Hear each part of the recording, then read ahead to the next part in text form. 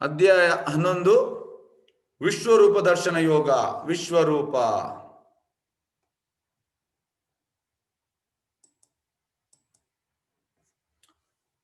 ಅರ್ಜುನ ಉವಾಚ ಮತ್ ಅನುಗ್ರಹಾಯ ಪರಮಂ ಗುಹ್ಯಂ ಆಧ್ಯಾತ್ಮ ಸಂಹಿತಂ ಯತ್ ತವ ಯೋಕ್ತಂ ವಚಸ್ತೇನ ಮೋಹೋ ಅಯಂ ವಿಗತ ಮಮ. ಅರ್ಜುನನು ಹೀಗೆ ಹೇಳಿದನು, ನೀನು ಅನುಗ್ರಹ ಮಾಡಿ ಈ ರಹಸ್ಯವಾದ ಆಧ್ಯಾತ್ಮಿಕ ವಿಷಯಗಳನ್ನು ಕುರಿತು ಉಪದೇಶ ಮಾಡಿದೆ, ಇದರಿಂದ ನನ್ನ ಮೋಹವು ನಾಶವಾಗಿದೆ. ಅರ್ಜುನ ಹೇಳ್ತಿದ್ದಾನೆ, ನೀನೀಗ ಈ ರಹಸ್ಯವಾದ ಆಧ್ಯಾತ್ಮಿಕ ವಿಷಯ ಈ 4 ಅಧ್ಯಾಯದಲ್ಲಿ 7, 8, 9, 10 ಇದರಲ್ಲಿ ಅವ ಕೇಳಿದ ಮೇಲೆ ಅವ ಹೇಳ್ತಿದ್ದಾನೆ, ಕುರಿತು ಉಪದೇಶ ಮಾಡಿದೆ, ಇದರಿಂದ ನನ್ನ ಮೋಹವು ಹೋಯಿತು. ಎಸ್. ಕಮಲ ನೇತ್ರನೇ, ಪ್ರತಿಯೊಂದು ಜೀವಿಯು ಹುಟ್ಟು ಮತ್ತು ಸಾವಿನ ವಿಷಯವನ್ನು ನಿನ್ನಿಂದ ವಿವರವಾಗಿ ಕೇಳಿದನು ಎಂದು ಕೊನೆಯಾಗದ ನಿನ್ನ ವೈಭವಗಳನ್ನು ಅರ್ಥ ಮಾಡಿಕೊಂಡಿದ್ದೇನೆ. ಅಂದ್ರೆ ಈಗ ಅವನಿಗೆ ಕಮಲ ನೇತ್ರ, ನಿನ್ನ ಕಣ್ಣುಗಳು ಆ ಕಮಲ ಇದ್ದಾಗೆ, ಹಾಗಾಗಿ ಅವನಿಗೆ ಕಮಲ ನೇತ್ರ ಅಂತ ಹೇಳ್ತಿದ್ದಾನೆ. ಪ್ರತಿಯೊಂದು ಜೀವಿಯು ಹುಟ್ಟು ಮತ್ತು ಸಾವಿನ ವಿಷಯವನ್ನು ನಿನ್ನಿಂದ ವಿವರವಾಗಿ ಕೇಳಿದ್ದೇನೆ ಎಂದು ಕೊನೆಯಾಗದ ನಿನ್ನ ವೈಭವ ಅರ್ಥ ಮಾಡಿಕೊಂಡಿದ್ದೇನೆ. ನೋಡಿ, ಕೃಷ್ಣನ ವೈಭವವನ್ನು ಅರ್ಥ ಮಾಡಿಕೊಳ್ಳಲಿಕ್ಕೆ ಸಾಧ್ಯವಿಲ್ಲ, ಆದ್ರೆ ಕೃಷ್ಣನ ಕೃಪೆಯಿಂದ ಆಗ್ತದೆ. ಮತ್ತೆ ಅರ್ಜುನ ಶುದ್ಧ ಭಕ್ತ, ಹಾಗಾಗಿ ಅವನಿಗೆ ಆಯ್ತು, ಇಲ್ಲದ್ರೆ ಆಗುವುದಿಲ್ಲ. ಮತ್ತೆ 3ನೇ ಶ್ಲೋಕ. ಪರಮ ಪ್ರಭುವೇ ಪುರುಷೋತ್ತಮನೇ, ನೀನು ನಿನ್ನನ್ನು ವರ್ಣಿಸಿಕೊಂಡಂತೆ ನಿನ್ನ ವಾಸ್ತವ ಸ್ಥಿತಿಯಲ್ಲಿ ನನ್ನ ಮುಂದೆ ಕಾಣುತ್ತಿದ್ದೇನೆ. ನೋಡಿ, ಇದು ವಾಸ್ತವ ಸ್ಥಿತಿ, ವಿಶ್ವರೂಪ ಅಲ್ಲ, ವಾಸ್ತವ ಸ್ಥಿತಿ. ಇದು ಕೃಷ್ಣನ ವಾಸ್ತವ ಸ್ಥಿತಿಯಲ್ಲಿ ನನ್ನ ಮುಂದೆ ಕಾಣುತ್ತಿದ್ದೇನೆ. ಆದರೂ ನೀನು ಈ ವಿಶ್ವದ ಅಭಿವ್ಯಕ್ತಿಯಲ್ಲಿ ಹೇಗೆ ಪ್ರವೇಶಿಸಿದೆ ಎಂದು ಕಾಣಲು ಬಯಸುತ್ತೇನೆ, ನಿನ್ನ ಆ ರೂಪವನ್ನು ನೋಡಲು ಬಯಸುತ್ತೇನೆ. ಅಂದ್ರೆ ಈಗ ಆ ವಿಶ್ವರೂಪ ನೋಡ್ಲಿಕ್ಕೆ ಅವ ಬಯಸಿದ್ದಾನೆ. ಓ ಪ್ರಭುವೇ ಯೋಗೀಶ್ವರನೇ, ನಿನ್ನ ವಿಶ್ವರೂಪ ನಾನು ನೋಡಬಲ್ಲೆ ಎಂದು ನೀನು ಭಾವಿಸೆಯಾದರೆ ಆ ನಿನ್ನ ಅಪರಿಮಿತ ವಿಶ್ವರೂಪವನ್ನು ತೋರಿಸು. ನೋಡಿ, ಇಲ್ಲಿ ಕೂಡ ಎಲ್ಲ ಆಚಾರ್ಯ ಹೇಳ್ತಾರೆ, ಪ್ರತಿ ಸ್ಟೆಪ್ ಅಲ್ಲಿ ಗೊತ್ತಾಗ್ತದೆ ಅರ್ಜುನ ಶುದ್ಧ ಭಕ್ತ ಅಂತ. ಆಚಾರ್ಯ ಹೇಳ್ತಾರೆ, ಫಸ್ಟ್ಗೆ ನಮ್ಗೆ ಅರ್ಹತೆ ಇರ್ಬೇಕಂತೆ, ಮತ್ತೆ ನಾವು ಇಚ್ಛಿಸ್ಬೇಕಂತೆ. First you deserve, then you desire. ಹಾಗಾಗಿ ಇಲ್ಲಿ ಆಕ್ಚುಲಿ ಅರ್ಜುನನಿಗೆ ಅರ್ಹತೆ ಉಂಟು, ಆದ್ರೂ ಕೂಡ ಭಕ್ತರು ಯಾವಾಗಲೂ ತುಂಬಾ ನಮ್ರತೆಯಲ್ಲಿ ಇರ್ತಾರೆ. ಅವರಿಗೆ ಅಂದ್ರೆ ಅವ್ರು ಹೇಳುದಂತ, ಈಗ ರಾಧಾರಾಣಿ ಹೇಗೆ ಹೇಳುದು, ಯಾರು ಬಂದ್ರು ಕೃಷ್ಣ ಹತ್ರ ಬಂದ್ರೆ ಅವಳು ಹೇಳುದು ನಿನ್ನ ಭಕ್ತ ಬಂದ ಅಂತ. ಅವ ಭಕ್ತ ಅಲ್ಲದಿದ್ರು ಕೂಡ ಭಕ್ತ ಬಂದ ಅಂತ ಹೇಳ್ತಾಳೆ. ಯಾಕಂದ್ರೆ ಅವಳು ಹೇಳ್ತಾನೆ, ಮತ್ತೆ ನಾನು ಭಕ್ತ ಅಲ್ಲ, ನಾನು ಭಕ್ತಿ ಅಲ್ಲ, ಉಳಿದವರೆಲ್ಲ ಭಕ್ತರಂತ. ಇದು ಶುದ್ಧ ಭಕ್ತರು ಯಾವಾಗ್ಲೂ ಅವರನ್ನು ತುಂಬಾ ಕೆಟ್ಟದಾಗಿ ನೋಡುದು, ಉಳಿದವರನ್ನು ಒಳ್ಳೇದಾಗಿ ನೋಡುದು. ಅದು ನಾವು ಆ ತರ ಅಲ್ಲ, ನಾವು ನಮ್ಮನ್ನು ಒಳ್ಳೇದು ನೋಡು, ಉಳಿದವರಲ್ಲಿ ನಾವು ಕೆಟ್ಟದ್ದು ನೋಡು. ಇದು ನಮ್ಗೆ ಮತ್ತೆ ಶುದ್ಧ ಭಕ್ತರಿಗೆ ಇರುವಂತ ವ್ಯತ್ಯಾಸ. ಹಾಗಾಗಿ ಇಲ್ಲಿ ಓ ಪ್ರಭುವೇ ಯೋಗೀಶ್ವರನೇ, ನಿನ್ನ ವಿಶ್ವರೂಪ ನಾನು ನೋಡಬಲ್ಲೆ ಎಂದು ನೀನು ಭಾವಿಸುವುದಾದರೆ. ನೋಡಿ, ಇಲ್ಲಿ ಕೂಡ ಪೂರ್ತಿ ಕೃಷ್ಣನಿಗೆ ಇದು ಕೊಡ್ತಾನೆ ಅಧಿಕಾರ. ಏನಿಲ್ಲ, ನಾನು ಏನಲ್ಲ, ಎಲ್ಲ ಕಂಪ್ಲೀಟ್ ಅವನಿಗೆ ಸರೆಂಡರ್ ಆಗಿದ್ದಾನೆ. ನೀನು ಭಾವಿಸುವುದಾದರೆ ಆ ನಿನ್ನ ಅಪರಿಮಿತ ವಿಶ್ವರೂಪವನ್ನು ತೋರಿಸು.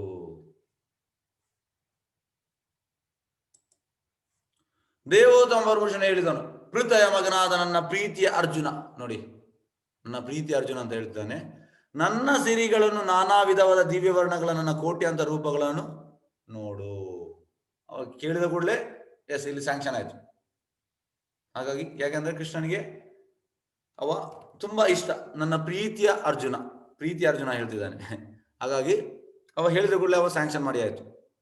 ಅರ್ಜುನ, ನೀನು ಏನನ್ನು ನೋಡಲು ಬಯಸುತ್ತೀಯೋ ಅದೆಲ್ಲವನ್ನು ಒಮ್ಮೆಗೆ ಈ ನನ್ನ ದೇಹದಲ್ಲಿ ನೋಡು. ಎಂತೆಲ್ಲ ನಿನಗೆ ನೋಡ್ಲಿಕ್ಕೆ ಇಚ್ಛೆ ಉಂಟು ಒಮ್ಮೆಲೆ ನೋಡು. ನೀನು ಈಗ ಏನನ್ನು ನೋಡಲು ಬಯಸುತ್ತೀಯೋ ಮತ್ತು ಮುಂದೆ ಏನನ್ನು ನೋಡಲು ಬಯಸಬಹುದೋ ಅದೆಲ್ಲವನ್ನು ಈ ವಿಶ್ವರೂಪ ನಿನಗೆ ತೋರಿಸುವುದು. ಅಂದ್ರೆ ಈಗ ಅದು ವರ್ತಮಾನ ಕಾಲ ಮತ್ತೆ ಭವಿಷ್ಯತ್ ಕಾಲ ಎರಡು ನಿಂಗೆ ಈಗ ಅದರಲ್ಲಿ ಗೊತ್ತಾಗ್ತದೆ ಅಂತ ಹೇಳ್ತಿದ್ದಾನೆ. ಚರಾಚರವಾದದೆಲ್ಲವೂ ಸಂಪೂರ್ಣವಾಗಿ ಒಂದು ಸ್ಥಳದಲ್ಲಿ ಇಲ್ಲಿವೆ. ಒಂದೇ ಸ್ಥಳದಲ್ಲಿ ಅವು ಎಲ್ಲವನ್ನು ನೋಡ್ತಾ ಇದ್ದಾನೆ. ಆಕ್ಚುಲಿ ಒಂದೇ ಸ್ಥಳದಲ್ಲಿ ನೋಡುವುದು ತುಂಬಾ ಕಷ್ಟ, ಆದ್ರೆ ಆ ಕೃಷ್ಣನ ಕೃಪೆಯಿಂದ ಅದು ಆಯ್ತು. ಈಗ 8ನೇ ಶ್ಲೋಕ. ಆದರೆ ನೀನು ನಿನ್ನ ಈಗಿನ ಕಣ್ಣುಗಳಿಂದ ನನ್ನನ್ನು ಕಾಣಲಾರೆ. ನೋಡಿ, ಕೃಷ್ಣ ಹೇಳ್ತಿದ್ದಾನೆ, ನಿನ್ನ ಈ ಕಣ್ಣಿನಿಂದ ನಿನಗೆ ಈ ವಿಶ್ವರೂಪ ನೋಡ್ಲಿಕ್ಕೆ ಆಗುವುದಿಲ್ಲ. ಆದುದರಿಂದ ನಿನಗೆ ದಿವ್ಯವಾದ ಕಣ್ಣುಗಳನ್ನು ಕೊಡುತ್ತೇನೆ, ನನ್ನ ಐಶ್ವರ್ಯ ಯೋಗವನ್ನು ನೋಡು. ಇದಕ್ಕೆ ನಾನು ಒಂದು ಸಣ್ಣ ನಿಮಗೆ ಇಲ್ಲಿ ಸೇರಿಸ್ತೇನೆ. ನಮ್ಮ ಆಚಾರ್ಯರು his divine grace A C Bhaktivedanta Swami Shri Prabhupad ಅದೇ 1922ರಿಂದ 65 ಭಾರತದಲ್ಲಿ ಇದ್ರು. ತುಂಬಾ ಎಫರ್ಟ್ ಹಾಕಿದ್ರು ಕೃಷ್ಣ ಪ್ರಜ್ಞೆಗೆ, ಆದ್ರೆ ಅವರಿಗೆ ಕನ್ವರ್ಟ್ ಆಗಲಿಲ್ಲ. ಅದು ಅಂದ್ರೆ ಸಕ್ಸಸ್ ರೂಪ. ಆಕ್ಚುಲಿ ನೋಡಿ, ಶುದ್ಧ ಭಕ್ತರಿಗೆ ಯಾವ್ದು ಮಾಡಿದ್ರು ಕೂಡ ಸಕ್ಸಸ್. ಆದ್ರೆ ನಾವು ಈಗ ಕ್ಯಾಲ್ಕುಲೇಷನ್ ಪ್ರಕಾರ, ನಮ್ಮ ಭೌತಿಕ ಕ್ಯಾಲ್ಕುಲೇಷನ್ ಪ್ರಕಾರ ಅವರಿಗೆ ಸಕ್ಸಸ್ ಸಿಗ್ಲಿಲ್ಲ ಅಂತ. ಮತ್ತೆ ಅವರು ಅಮೆರಿಕಕ್ಕೆ ಹೋದ್ರು. 10 ವರ್ಷದಲ್ಲಿ ತುಂಬಾ ದೇವಸ್ಥಾನ ಮಾಡಿದ್ರು, ತುಂಬಾ ಭಕ್ತರನ್ನು ಮಾಡಿದ್ರು. ಆಗ ಅಂದ್ರೆ ಒಬ್ಬ ಪ್ರಸಿದ್ಧಿ ಆಗುವಾಗ ಎಲ್ಲರೂ ಬರ್ತಾರೆ. ಆಗ ತುಂಬಾ ಅಂದ್ರೆ ಈ ದೇವರನ್ನು ನಂಬದವರೆಲ್ಲ ಬರ್ತಿದ್ರು, ನಾಸ್ತಿಕರು ಮತ್ತೆ ರಾಕ್ಷಸ ಸ್ವಭಾವದವರು ಬಂದು ನಮ್ಮ ಆಚಾರ್ಯ ಚಾಲೆಂಜ್ ಮಾಡ್ತಿದ್ರು. ಎಸ್ ಸ್ವಾಮೀಜಿ, ನೀವು ಹೇಳ್ತೀರಲ್ಲ ನಿಮ್ಮ ಶಿಕ್ಷೆ ಅಂತ ದೇವರನ್ನು ನೋಡುವಂಥದ್ದು, ಓಕೆ ನಮಗೆ ತೋರಿಸಿ ದೇವರನ್ನು, ಈ ರೀತಿ ಚಾಲೆಂಜ್ ಮಾಡ್ತಿದ್ರು. ಅದಕ್ಕೆ ನಮ್ಮ ಆಚಾರ್ಯ ಹೇಳ್ತಿದ್ರು, ಅದಕ್ಕೆ ನಿಮಗೆ ಈ ಕಣ್ಣಲ್ಲಿ ನೋಡ್ಲಿಕ್ಕೆ ಆಗುವುದಿಲ್ಲ, ನಿಮ್ಮ ಕಣ್ಣಿಗೆ ಕ್ಯಾಟ್ರಾಕ್ಟ್ ಆಗಿದೆ, ಕಣ್ಣಿಗೆ ಪರೆ ಬಂದಿದೆ, ಈ ಕಣ್ಣಲ್ಲಿ ದೇವರನ್ನು ನೋಡ್ಲಿಕ್ಕೆ ಆಗುದಿಲ್ಲ. ಹಾಗಾಗಿ ಅದನ್ನು ನಾನು ಇಲ್ಲಿ ಸೇರಿಸುವಂತ ನಮ್ಗೆ ಆಯ್ತು. ಹಾಗಾಗಿ ಇಲ್ಲಿ ಕೃಷ್ಣ ಹೇಳುದು, ಆದರೆ ನೀನು ನಿನ್ನ ಈಗಿನ ಕಣ್ಣುಗಳಿಂದ ನನ್ನನ್ನು ಕಾಣಲಾರೆ, ಆದ್ರೂ ನಿನಗೆ ದಿವ್ಯವಾದ ಕಣ್ಣುಗಳನ್ನು ಕೊಡುತ್ತೇನೆ, ನನ್ನ ಐಶ್ವರ್ಯ ಯೋಗವನ್ನು ನೋಡು. ಅದೇ ರೀತಿ ನಮ್ಗೆ ಕೂಡ ನಾವು ಹೇಳ್ತೇವೆ, ಯಾಕೆ ನಮ್ಗೆ ದೇವರು ಕಾಣುವುದಿಲ್ಲ? ಯಾಕೆಂದ್ರೆ ನಮ್ಮ ಈ ಭೌತಿಕ ಕಣ್ಣಲ್ಲಿ ನಮ್ಗೆ ಕಾಣುವುದಿಲ್ಲ. ಅದಕ್ಕೆ ಆಧ್ಯಾತ್ಮಿಕ ಕಣ್ಣು ಬೇಕು. ಆಧ್ಯಾತ್ಮಿಕ ಕಣ್ಣು ಹೇಗೆ? ಕಣ್ಣು ಸೇಮ್, ಆದ್ರೆ ನಮ್ಮ ಪ್ರಜ್ಞೆಯು ಚೇಂಜ್ ಆಗ್ಬೇಕು.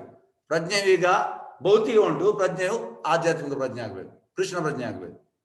ಹಾಗಾಗಿ ಕಣ್ಣನ್ನು ಚೇಂಜ್ ಮಾಡುದಲ್ಲ, ಕಣ್ಣು ಸೇಮ್, ಆದ್ರೆ ಪ್ರಜ್ಞೆಯು ಚೇಂಜ್ ಆಗ್ಬೇಕು. ನೋಡಿ, ಈಗ ಶುದ್ಧ ಭಕ್ತರಲ್ಲಿ ಮತ್ತೆ ನಮ್ಗಿರುವ ವ್ಯತ್ಯಾಸ ಎಂತ ನೋಡುವಾಗ, ಅವರು ಕೂಡ ಮನುಷ್ಯರೇ ಕಾಣ್ತಾರೆ, ನಾವು ಕೂಡ ಮನುಷ್ಯರೇ ಕಾಣ್ತೇವೆ. ಸೇಮ್, ಅವರು ಕೂಡ ಊಟ ಮಾಡ್ತಾರೆ, ನಾವು ಕೂಡ, ಅವರು ಕೂಡ ಸ್ನಾನ ಮಾಡಿದ್ರೆ ನಾವು, ಅವ್ರು ಕೂಡ ಬಟ್ಟೆ ಹಾಕ್ತಾರೆ, ಸೇಮ್, ಎಲ್ಲವೂ ಸೇಮ್. ಆದರೆ ಅವರದ್ದು ಪ್ರಜ್ಞೆಯು ಕೃಷ್ಣ ಪ್ರಜ್ಞೆ, ಚಿತ್ತ ಇಲ್ಲಿ ಪ್ರಜ್ಞೆ. ನಮ್ದು ಹಾಗೆಲ್ಲ, ನಮ್ದು ಈ ಇಂದ್ರಿಯ ಸುಖದಿಂದಿರುವ ಪ್ರಜ್ಞೆ. ನಮ್ಮ ಪ್ರಜ್ಞೆ ಪೂರ್ತಿ ಕಲುಷಿತವಾಗಿದೆ, ಆದ್ರೆ ಅವರದು ಪರಿಶುದ್ಧವಾಗಿದೆ. ಕೇವಲ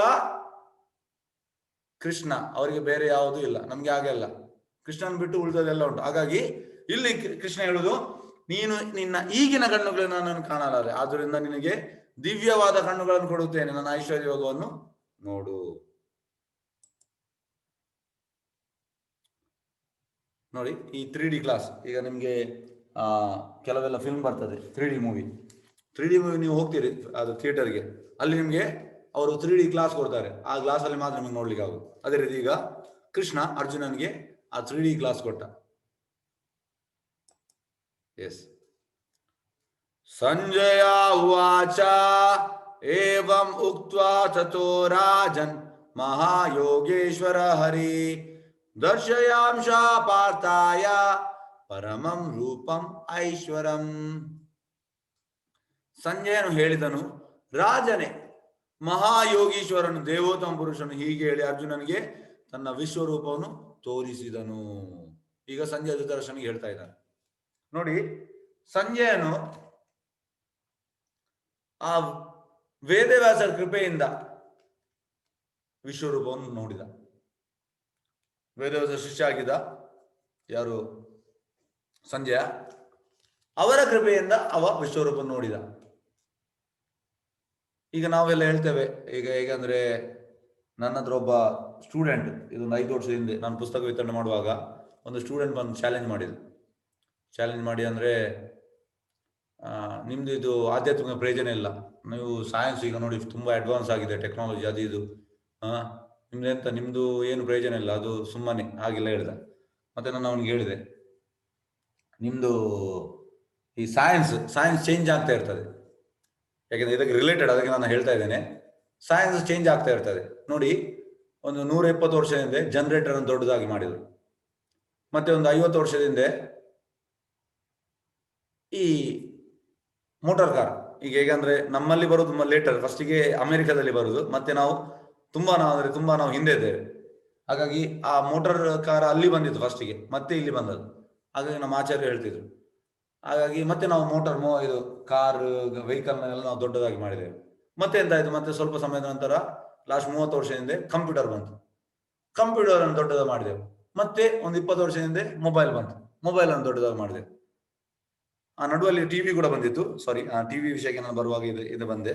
ಅದೊಂದು 40 ವರ್ಷದ ಹಿಂದೆ, 45 ವರ್ಷದ ಹಿಂದೆ ಟಿವಿ ಕೂಡ ಬಂತು. ಆಗ ಟಿವಿಯನ್ನು ದೊಡ್ಡದಾಗಿ ಮಾಡಿದ್ರು. ಅದಕ್ಕಿಂತ ಮುಂಚೆ ಇದ್ದದ್ದು ರೇಡಿಯೋ.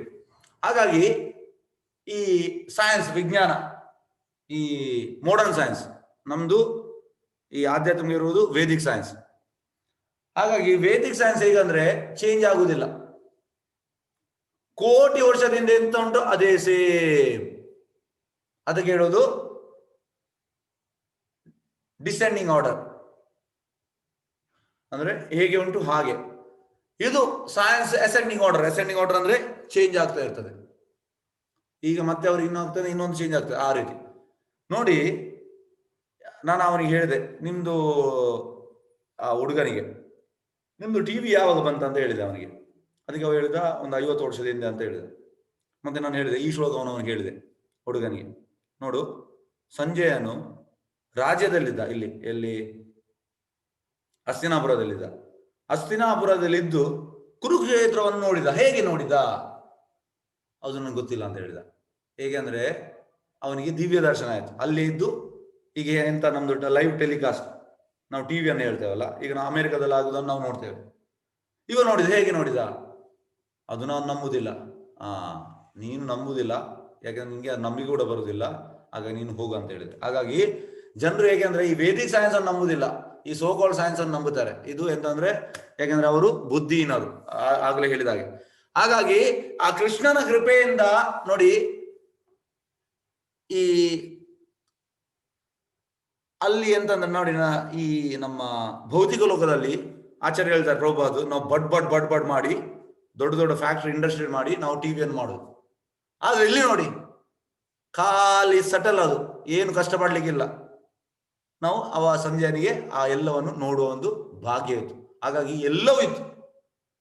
ಹೇಗಂದ್ರೆ ನಮ್ದು ಈಗ ನಾವು ವಿಮಾನ ಅಂತ ಹೇಳ್ತೇವೆ ನೋಡಿ, ರಾವಣ ಪುಷ್ಪಕ ವಿಮಾನದಲ್ಲಿ ಹೋಗಿದ. ಹಾಗಾಗಿ ಚಿತ್ರಕೇತು ಕೂಡ ವಿಮಾನದಲ್ಲಿ ಹೋಗಿದ. ಎಲ್ಲವೂ ಇತ್ತು. ಆದ್ರೆ ಅವರಿಗೆ ಇಂಡಸ್ಟ್ರಿ ಬೇಡ, ಫ್ಯಾಕ್ಟ್ರಿ ಬೇಡ, ಜಸ್ಟ್ ಆ ಮಂತ್ರದಲ್ಲಿ ಅವರು ಅದನ್ನು ತರ್ತಾ ಇದ್ರು. ಹಾಗಾಗಿ ಅಂಥದ್ದೆಲ್ಲ ಇತ್ತು ವಿದ್ಯೆ. ಆದ್ರೆ ಅದು ಹೀಗೆ ಇಲ್ಲ. ನಮ್ಮ ಆಚಾರ್ಯ ಹೇಳಿದ್ರು, ಪ್ರಭುಪಾದ್ ಹೇಳ್ತಾರೆ, ಅನಿಮ ಲಗಿಮ ಅದೆಲ್ಲ ತುಂಬಾ ಎಲ್ಲ ಉಂಟು. ಯಾವುದು ನಾವು ಸಣ್ಣದಾಗುವುದು, ಇದೆಲ್ಲ ವಿದ್ಯೆ ಉಂಟು. ಆದ್ರೆ ನಮ್ಮ ಆಚಾರ್ಯ ಹೇಳ್ತಾರೆ, ನಾನನ್ನು ಹೇಳಿ ಕೊಡುದಿಲ್ಲ. ಯಾಕೆ?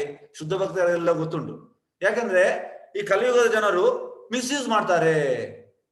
ಕಲಿಯುಗ ಜನರಿಗೆ ಅಂಥದ್ದು ಬೇಕು, ಮಾಯ ಆಗುದು, ಯೋಗಿ ಆಗುದು, ಮ್ಯಾಜಿಕ್ ಅದೆಲ್ಲ ಬೇಕು. ಹಾಗಾಗಿ ಅವರಿಗೆ ಭಕ್ತಿ ಬೇಡ. ಆಗ ಆಚಾರ್ಯ ಹೇಳ್ತಿದ್ರು, ಎಲ್ಲವೂ ಉಂಟು ಶಾಸ್ತ್ರದಲ್ಲಿ, ಆದ್ರೆ ನಾವು ಅದನ್ನು ಹೇಳಿಕೊಡುದು. ನಾನು ಹೇಳಿಕೊಡ್ಲಿಲ್ಲ, ಯಾಕೆಂದ್ರೆ ಜನರು ಇದನ್ನು ಮಿಸ್ಯೂಸ್ ಮಾಡ್ತಾರೆ. ನಮ್ಮ ಉದ್ದೇಶ ಎಂತ? ಮರಳಿ ದೇವತಾ ನಡೆಗೆ ಹೋಗ್ಲಿಕ್ಕೆ. ಅದಕ್ಕೆ ಎಂತೆಲ್ಲ ಬೇಕು ಅದನ್ನೆಲ್ಲ ನಾನು ಕೊಟ್ಟಿದ್ದೇನೆ. ಉಳಿದದೆಲ್ಲ ಎಲ್ಲ ಗೊತ್ತುಂಟು, ಆದ್ರೆ ನಾನು ಅದನ್ನು ಕೊಡ್ಲಿಲ್ಲ. ಯಾಕೆಂದ್ರೆ ಕಲಿಯುಗ ಜನರು ಸುಮಂದ ಮತಯೋ ಮಂದ ಭಾಗ್ಯ ಉಪದ್ರ, ಅಂದ್ರೆ ತುಂಬಾ ಡಲ್ಲಟೆಡ್. ಅವರಿಗೆ ಎಂತಂದ್ರೆ ಈ ರೀತಿದೆಲ್ಲ ಬೇಕು, ಮ್ಯಾಜಿಕ್ ಎಲ್ಲ ಬೇಕು ಅಂತ ನಮ್ಮ ಆಚಾರ್ಯರು ಹೇಳ್ತಾರೆ. ಹಾಗಾಗಿ ಆ ವೇದವ್ಯಾಸ ಕೃಪೆಯಿಂದ ಸಂಜಯ ಎಲ್ಲವನ್ನು ನೋಡಿದ. ಮತ್ತೆ ಈಗ ಧೃತರಾಷ್ಟ್ರನಿಗೆ ಹೇಳ್ತಾ ಇದ್ದಾನೆ, ಅರ್ಜುನನು ಈ ವಿಶ್ವರೂಪದಲ್ಲಿ ಅಸಂಖ್ಯಾತವಾದ ಬಾಯಿಗಳನ್ನು, ಅಸಂಖ್ಯಾತವಾದ ಕಣ್ಣುಗಳನ್ನು, ಅಸಂಖ್ಯಾತವಾದ ಅದ್ಭುತ ದರ್ಶನಗಳನ್ನು ಕಂಡನು. ಆತನು ದಿವ್ಯ ಮಾಲೆಗಳನ್ನು, ವಸ್ತ್ರಗಳನ್ನು ಧರಿಸಿದ್ದನು. ಹಲವು ದಿವ್ಯ ಗಂಧಗಳನ್ನು ಲೇಪಿಸಿಕೊಂಡಿದ್ದನು. ಎಲ್ಲವೂ ಆಶ್ಚರ್ಯಮಯವಾಗಿತ್ತು, ಉಜ್ವಲವಾಗಿತ್ತು, ಅನಂತವಾಗಿತ್ತು, ವಿಶ್ವತೋಮುಖವಾಗಿತ್ತು. ಈಗ ಅಂದ್ರೆ ಅಸಂಖ್ಯಾತ ಬಾಯಿ, ಕಣ್ಣು, ಅದ್ಭುತ ದರ್ಶನ, ದಿವ್ಯ ಮಾಲೆ, ಇದನ್ನೆಲ್ಲ ಈಗ ನೋಡ್ತಾ ಇದ್ದಾನೆ. ಲಕ್ಷಾಂತರ ಸೂರ್ಯರು ಒಟ್ಟಿಗೆ ಆಕಾಶದಲ್ಲಿ ಉದಿಸಿದರೆ ಅವರ ಪ್ರಭೆಯು ಈ ವಿಶ್ವರೂಪದಲ್ಲಿದ್ದ ಪರಮ ಪುರುಷನ ತೇಜಸ್ಸನ್ನು ಹೋಲಬಹುದಾಗಿತ್ತು. ನೋಡಿ, ಲಕ್ಷಾಂತರ ಸೂರ್ಯ ಒಟ್ಟಿಗೆ ಆಕಾಶ ಉದಿಸಿದರೆ ಅವರ ಪ್ರಭೆಯು ಈ ವಿಶ್ವರೂಪ. ಹಾಗಾದ್ರೆ ನೋಡಿ ಎಷ್ಟು ಬೆಳಕು. ನೋಡಿ, ನಮ್ಮ ಆಚಾರ್ಯ ಹೇಳ್ತಾರೆ ಬ್ರೈಟ್ ಅಂದ್ರೆ ನೋಡಿ, ಈ ಎಲ್ಲ ಮಾಯವಾದಿ ಸಂಸ್ಥೆಗಳು ಮತ್ತೆ ನಿರಾಕಾರವಾದಿ ಸಂಸ್ಥೆಗಳು ಅವರೆಲ್ಲ ಬ್ರಹ್ಮಜ್ಯೋತಿ ಅಂತ ಹೇಳ್ತಾರಲ್ಲ, ಬ್ರಹ್ಮಜ್ಯೋತಿ ಬೇರೆ ಏನಲ್ಲ ಇದೆ.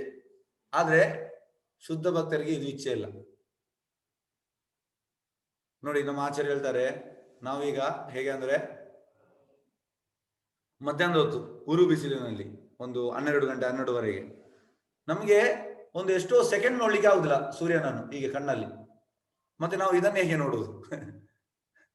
ಹಾಗಾಗಿ ನಮ್ದು ಆ ನೋಡುವಂಥದ್ದು ಇದು ಟೋಟಲಿ ಫೂಲಿಶ್ನೆಸ್ ಅಂತ ಆಚಾರ್ಯ ಹೇಳ್ತಾರೆ ವಿಶ್ವರೂಪ. ಆದ್ರೆ ವಿಶ್ವರೂಪವನ್ನು ಯಾಕೆ ತೋರಿಸಿದ್ರು ಕೃಷ್ಣ ಅರ್ಜುನನಿಗೆ? ನೋಡಿ, ಇದಕ್ಕೆ ಕೂಡ ರೀಸನ್ ಉಂಟು. ನಮ್ಮ ಆಚಾರ್ಯ ಹೇಳ್ತಾರೆ ಹೇಗಂದ್ರೆ, ಒಂದು ವೇಳೆ ವಿಶ್ವರೂಪ ತೋರಿಸದಿದ್ರೆ ಎಂತಾಗ್ತಿದ್ರು, ಈ ಎಲ್ಲ ಮಾಯಾವಾದಿಗಳು ಮತ್ತು ನಿರಾಕಾರವಾದಿಗಳು ಇದು ಭಗವದ್ಗೀತೆ ಸರಿ ಇಲ್ಲ, ಪರ್ಫೆಕ್ಟ್ ಇಲ್ಲ ಅಂತ ಹೇಳ್ತಿದ್ರು. ಅದಕ್ಕೋಸ್ಕರ, ಯಾಕಂದ್ರೆ ಅದು ಆ ಒಂದು ಸರಿಯಾದ ಒಂದು ಲೈನ್ ಅಲ್ಲಿ ಬರ್ಲಿ ಅಂತ ಅದನ್ನು ಆಕ್ಚುಲಿ ಅರ್ಜುನ ಯಾರಿಗೆ ಅವನಿಗೋಸ್ಕರ ಕೇಳಿದಲ್ಲ ಇದು. ಅರ್ಜುನಿಗೆ ಗೊತ್ತುಂಟು ಕಲಿಯುಗದ ಜನರು ಈ ಮಾಯವಾದಿಗಳು ನಿರಾಕಾರವಾದಿಗಳು ಅವರಿಗೋಸ್ಕರ ಇದನ್ನು ಹೇಳಿದ್ರು. ಯಾಕಂದ್ರೆ ಶುದ್ಧ ಭಕ್ತರು ಈ ವಿಶ್ವರೂಪವನ್ನು ನೋಡ್ಲಿಕ್ಕೆ ಇಚ್ಛೆ ಪಡುವುದಿಲ್ಲ. ಯಾಕೆಂದ್ರೆ ನಿಮಗೆ ನಾನು ಉದಾಹರಣೆ ಕೊಡ್ತೇನೆ. ಯಶೋದೆ ಎಂತ ಆಗ್ತದೆ, ಕೃಷ್ಣ ಒಮ್ಮೆ ಮಣ್ಣು ತಿಂತಾನೆ. ಅದು ಈಗ ಕೂಡ ಉಂಟು, ಬ್ರಹ್ಮಾಂಡ ಘಾಟ್ ಅಂತ. ನಾವು ಮಥುರಕ್ಕೆ ಹೋಗುವಾಗ ಅಲ್ಲಿ ಬರ್ತದೆ ಅದು. ನಾವು ಎವ್ರಿ ಇಯರ್ ಹೋಗ್ತೇವೆ. ಈ ಸಲ ಇಲ್ಲದೆ ಈ ಟೈಮಿಗೆ ಹೋಗು ನಾವು. ಈ ಸಲ ಕೊರೋನಾ ಬಂದು ನಮ್ದು ಯಾತ್ರೆ ಸ್ಟಾಪ್ ಆಗಿದೆ. ಇಲ್ಲ ನಾವು ಎವ್ರಿ ಇಯರ್ ಹೋಗ್ತೇವೆ ಆ ಕಾರ್ತಿಕ ಮಾಸದಲ್ಲಿ. ಹಾಗಾಗಿ ಆ ಬ್ರಹ್ಮಾಂಡ ಘಾಟ್ ಅಂತ, ಆ ಬ್ರಹ್ಮಾಂಡ ಘಾಟದಲ್ಲಿ ಎಂತಾಗ್ತದೆ, ಕೃಷ್ಣ ಮಣ್ಣನ್ನು ತಿಂತಾನೆ. ಮತ್ತೆ ಅವಳು ಆ ಬಾಯನ್ನು ಓಪನ್ ಮಾಡುವಾಗ ಅವಳು ಪೂರ್ತಿ ಎಲ್ಲ ಯಾವುದು ವಿಶ್ವರೂಪ ಎಲ್ಲವನ್ನು ನೋಡ್ತಾಳೆ. ನೋಡಿ ಹಳ್ಳೆ ಬೀಳ್ತಾಳೆ. ಮತ್ತೆ ಕೃಷ್ಣನಿಗೆ ಗೊತ್ತುಂಟು, ಕೃಷ್ಣ ಅವಳನ್ನು ಯೋಗಮಾಯದಲ್ಲಿ ಇಟ್ಟಿದ್ದಾನೆ. ಯೋಗಮಾಯ ಅಂದ್ರೆ ಅವನ ಕಂಟ್ರೋಲ್ ಅಲ್ಲಿ. ಅವ ಎಂತ ಮಾಡ್ತಾನೆ, ಅವಳಿಗೆ ಕೃಷ್ಣ ಯಾವಾಗ್ಲೂ ಮಗು ಅಂತ, ದೇವರಂತ ಅವಳಿಗೆ ಇದಿಲ್ಲ. ಯಾಕಂದ್ರೆ ನೋಡಿ, ಎಲ್ಲರೂ ಬಂದು ಕಂಪ್ಲೇಂಟ್ ಮಾಡೋದು ಯಶೋದೆ ಹತ್ರ, ನಂದ ಮಹಾರಾಜ ಹತ್ರ, ನಿನ್ನ ಮಗ ಇವತ್ತು ಬಕಾಸುರನ್ ಕೊಂದ, ಅಗಾಸುರನ್ ಕೊಂದ, ಆ ಯಾರು ಪೂತನಿಯನ್ನು ಕೊಂದ, ಈ ರೀತಿ ಎಲ್ಲ ಹೇಳ್ತಾರೆ. ಬಂದು ಹೇಳುವಾಗ ಅವ್ರು ಹೇಳುದು, ಯಶೋದೆ ಮತ್ತೆ ನಂದ ಮಹಾರಾಜ್, ನನ್ನ ಮಗ ಸಣ್ಣ ಮಗ, ಅವ ಯಾರನ್ನು ಕೊಲ್ಲಿಕ್ಕೆ ಚಾನ್ಸ್ ಇಲ್ಲ. ಇದು ನಾವು ದೇವರನ್ನು ಪೂಜೆ ಮಾಡ್ತಾ ಇದ್ದೇವೆ, ಹಾಗಾಗಿ ದೇವರು ಬಂದು ಅವರನ್ನು ಕೊಂದರು. ನನ್ನ ಮಗ ಅಲ್ಲ, ಯಾಕಂದ್ರೆ ನಾವು ಮಾಡಿದ ಪೂಜೆಗೆ. ಆ ರೀತಿ ಅವರು ಆ ಇದರಲ್ಲಿದ್ದಾರೆ, ಭಾವದಲ್ಲಿ. ಅವರಿಗೆ ಕೃಷ್ಣ ಎಂತ ಅಂದ್ರೆ ಹಾಗೆ ನೋಡುವಾಗ ಅವಳು ಮತ್ತೆ ಇದು ಬರ್ತಾನೆ, ಮತ್ತೆ ಅವಳನ್ನು ವಾಪಸ್ ಕೃಷ್ಣ ಯೋಗಮಾಯಕ್ಕೆ ತರ್ತಾನೆ. ಮತ್ತೆ ಅದು ಏನೋ ನನ್ನ ತಪ್ಪೇನೋ ನನಗೆ ಕನಸು ಬಿದ್ದದ್ದು, ಆ ರೀತಿ. ಹಾಗಾಗಿ ಶುದ್ಧ ಭಕ್ತರಿಗೆ ಇದು ನೋಡ್ಲಿಕ್ಕೆ ಇಚ್ಛೆ ಅಲ್ಲ, ಅವರೇ ಕೃಷ್ಣನ ಆ 2 ಹ್ಯಾಂಡೆಡ್ ಫಾರ್ಮ್ ನೋಡ್ಲಿಕ್ಕೆ ಮಾತ್ರ ಇಚ್ಛೆ ಅಂತ ಇಲ್ಲಿ ಹೇಳ್ತಾರೆ. ಹಾಗಾಗಿ ನೋಡಿ, ಲಕ್ಷಾಂತರ ಸೂರ್ಯ ಒಟ್ಟಿಗೆ ಆಕಾಶ ಉದ್ದಿಸಿದರೆ ಅವರ ಪ್ರಭೆಯು ವಿಶ್ವದ ಪರಮ ಪುರುಷ ತೇಜಸ್ಸು ಹೋಲಭಾಗವಾಗಿ. ಹಾಗೆ ಆಚಾರ್ಯ ಹೇಳ್ತಾರೆ, ನಮ್ಗೆ ಆ ಉರು ಬಿಸಿಲಿನ ಮಧ್ಯಾಹ್ನದ ಹೊತ್ತಿಗೆ ನಮ್ಗೆ ಅವು ಸ್ವಲ್ಪ ಸೆಕೆಂಡ್ ನಮ್ಗೆ ನೋಡ್ಲಿಕ್ಕೆ ಆಗುದಿಲ್ಲ. ಮತ್ತೆ ನಾವು ಎಂತ ನೋಡುದು ಈ ವಿಶ್ವರೂಪವನ್ನು? ಪ್ರಭುವಿನ ವಿಶ್ವರೂಪದಲ್ಲಿ ಸಹಸ್ರದ ಭಾಗಗಳಿದ್ದರೂ ವಿಶ್ವದ ಅಮಿತ ವಿಸ್ತರಣೆಗಳು ಒಂದೇ ಸ್ಥಳದಿರುವುದನ್ನು ಅರ್ಜುನ ನೋಡಿದನು.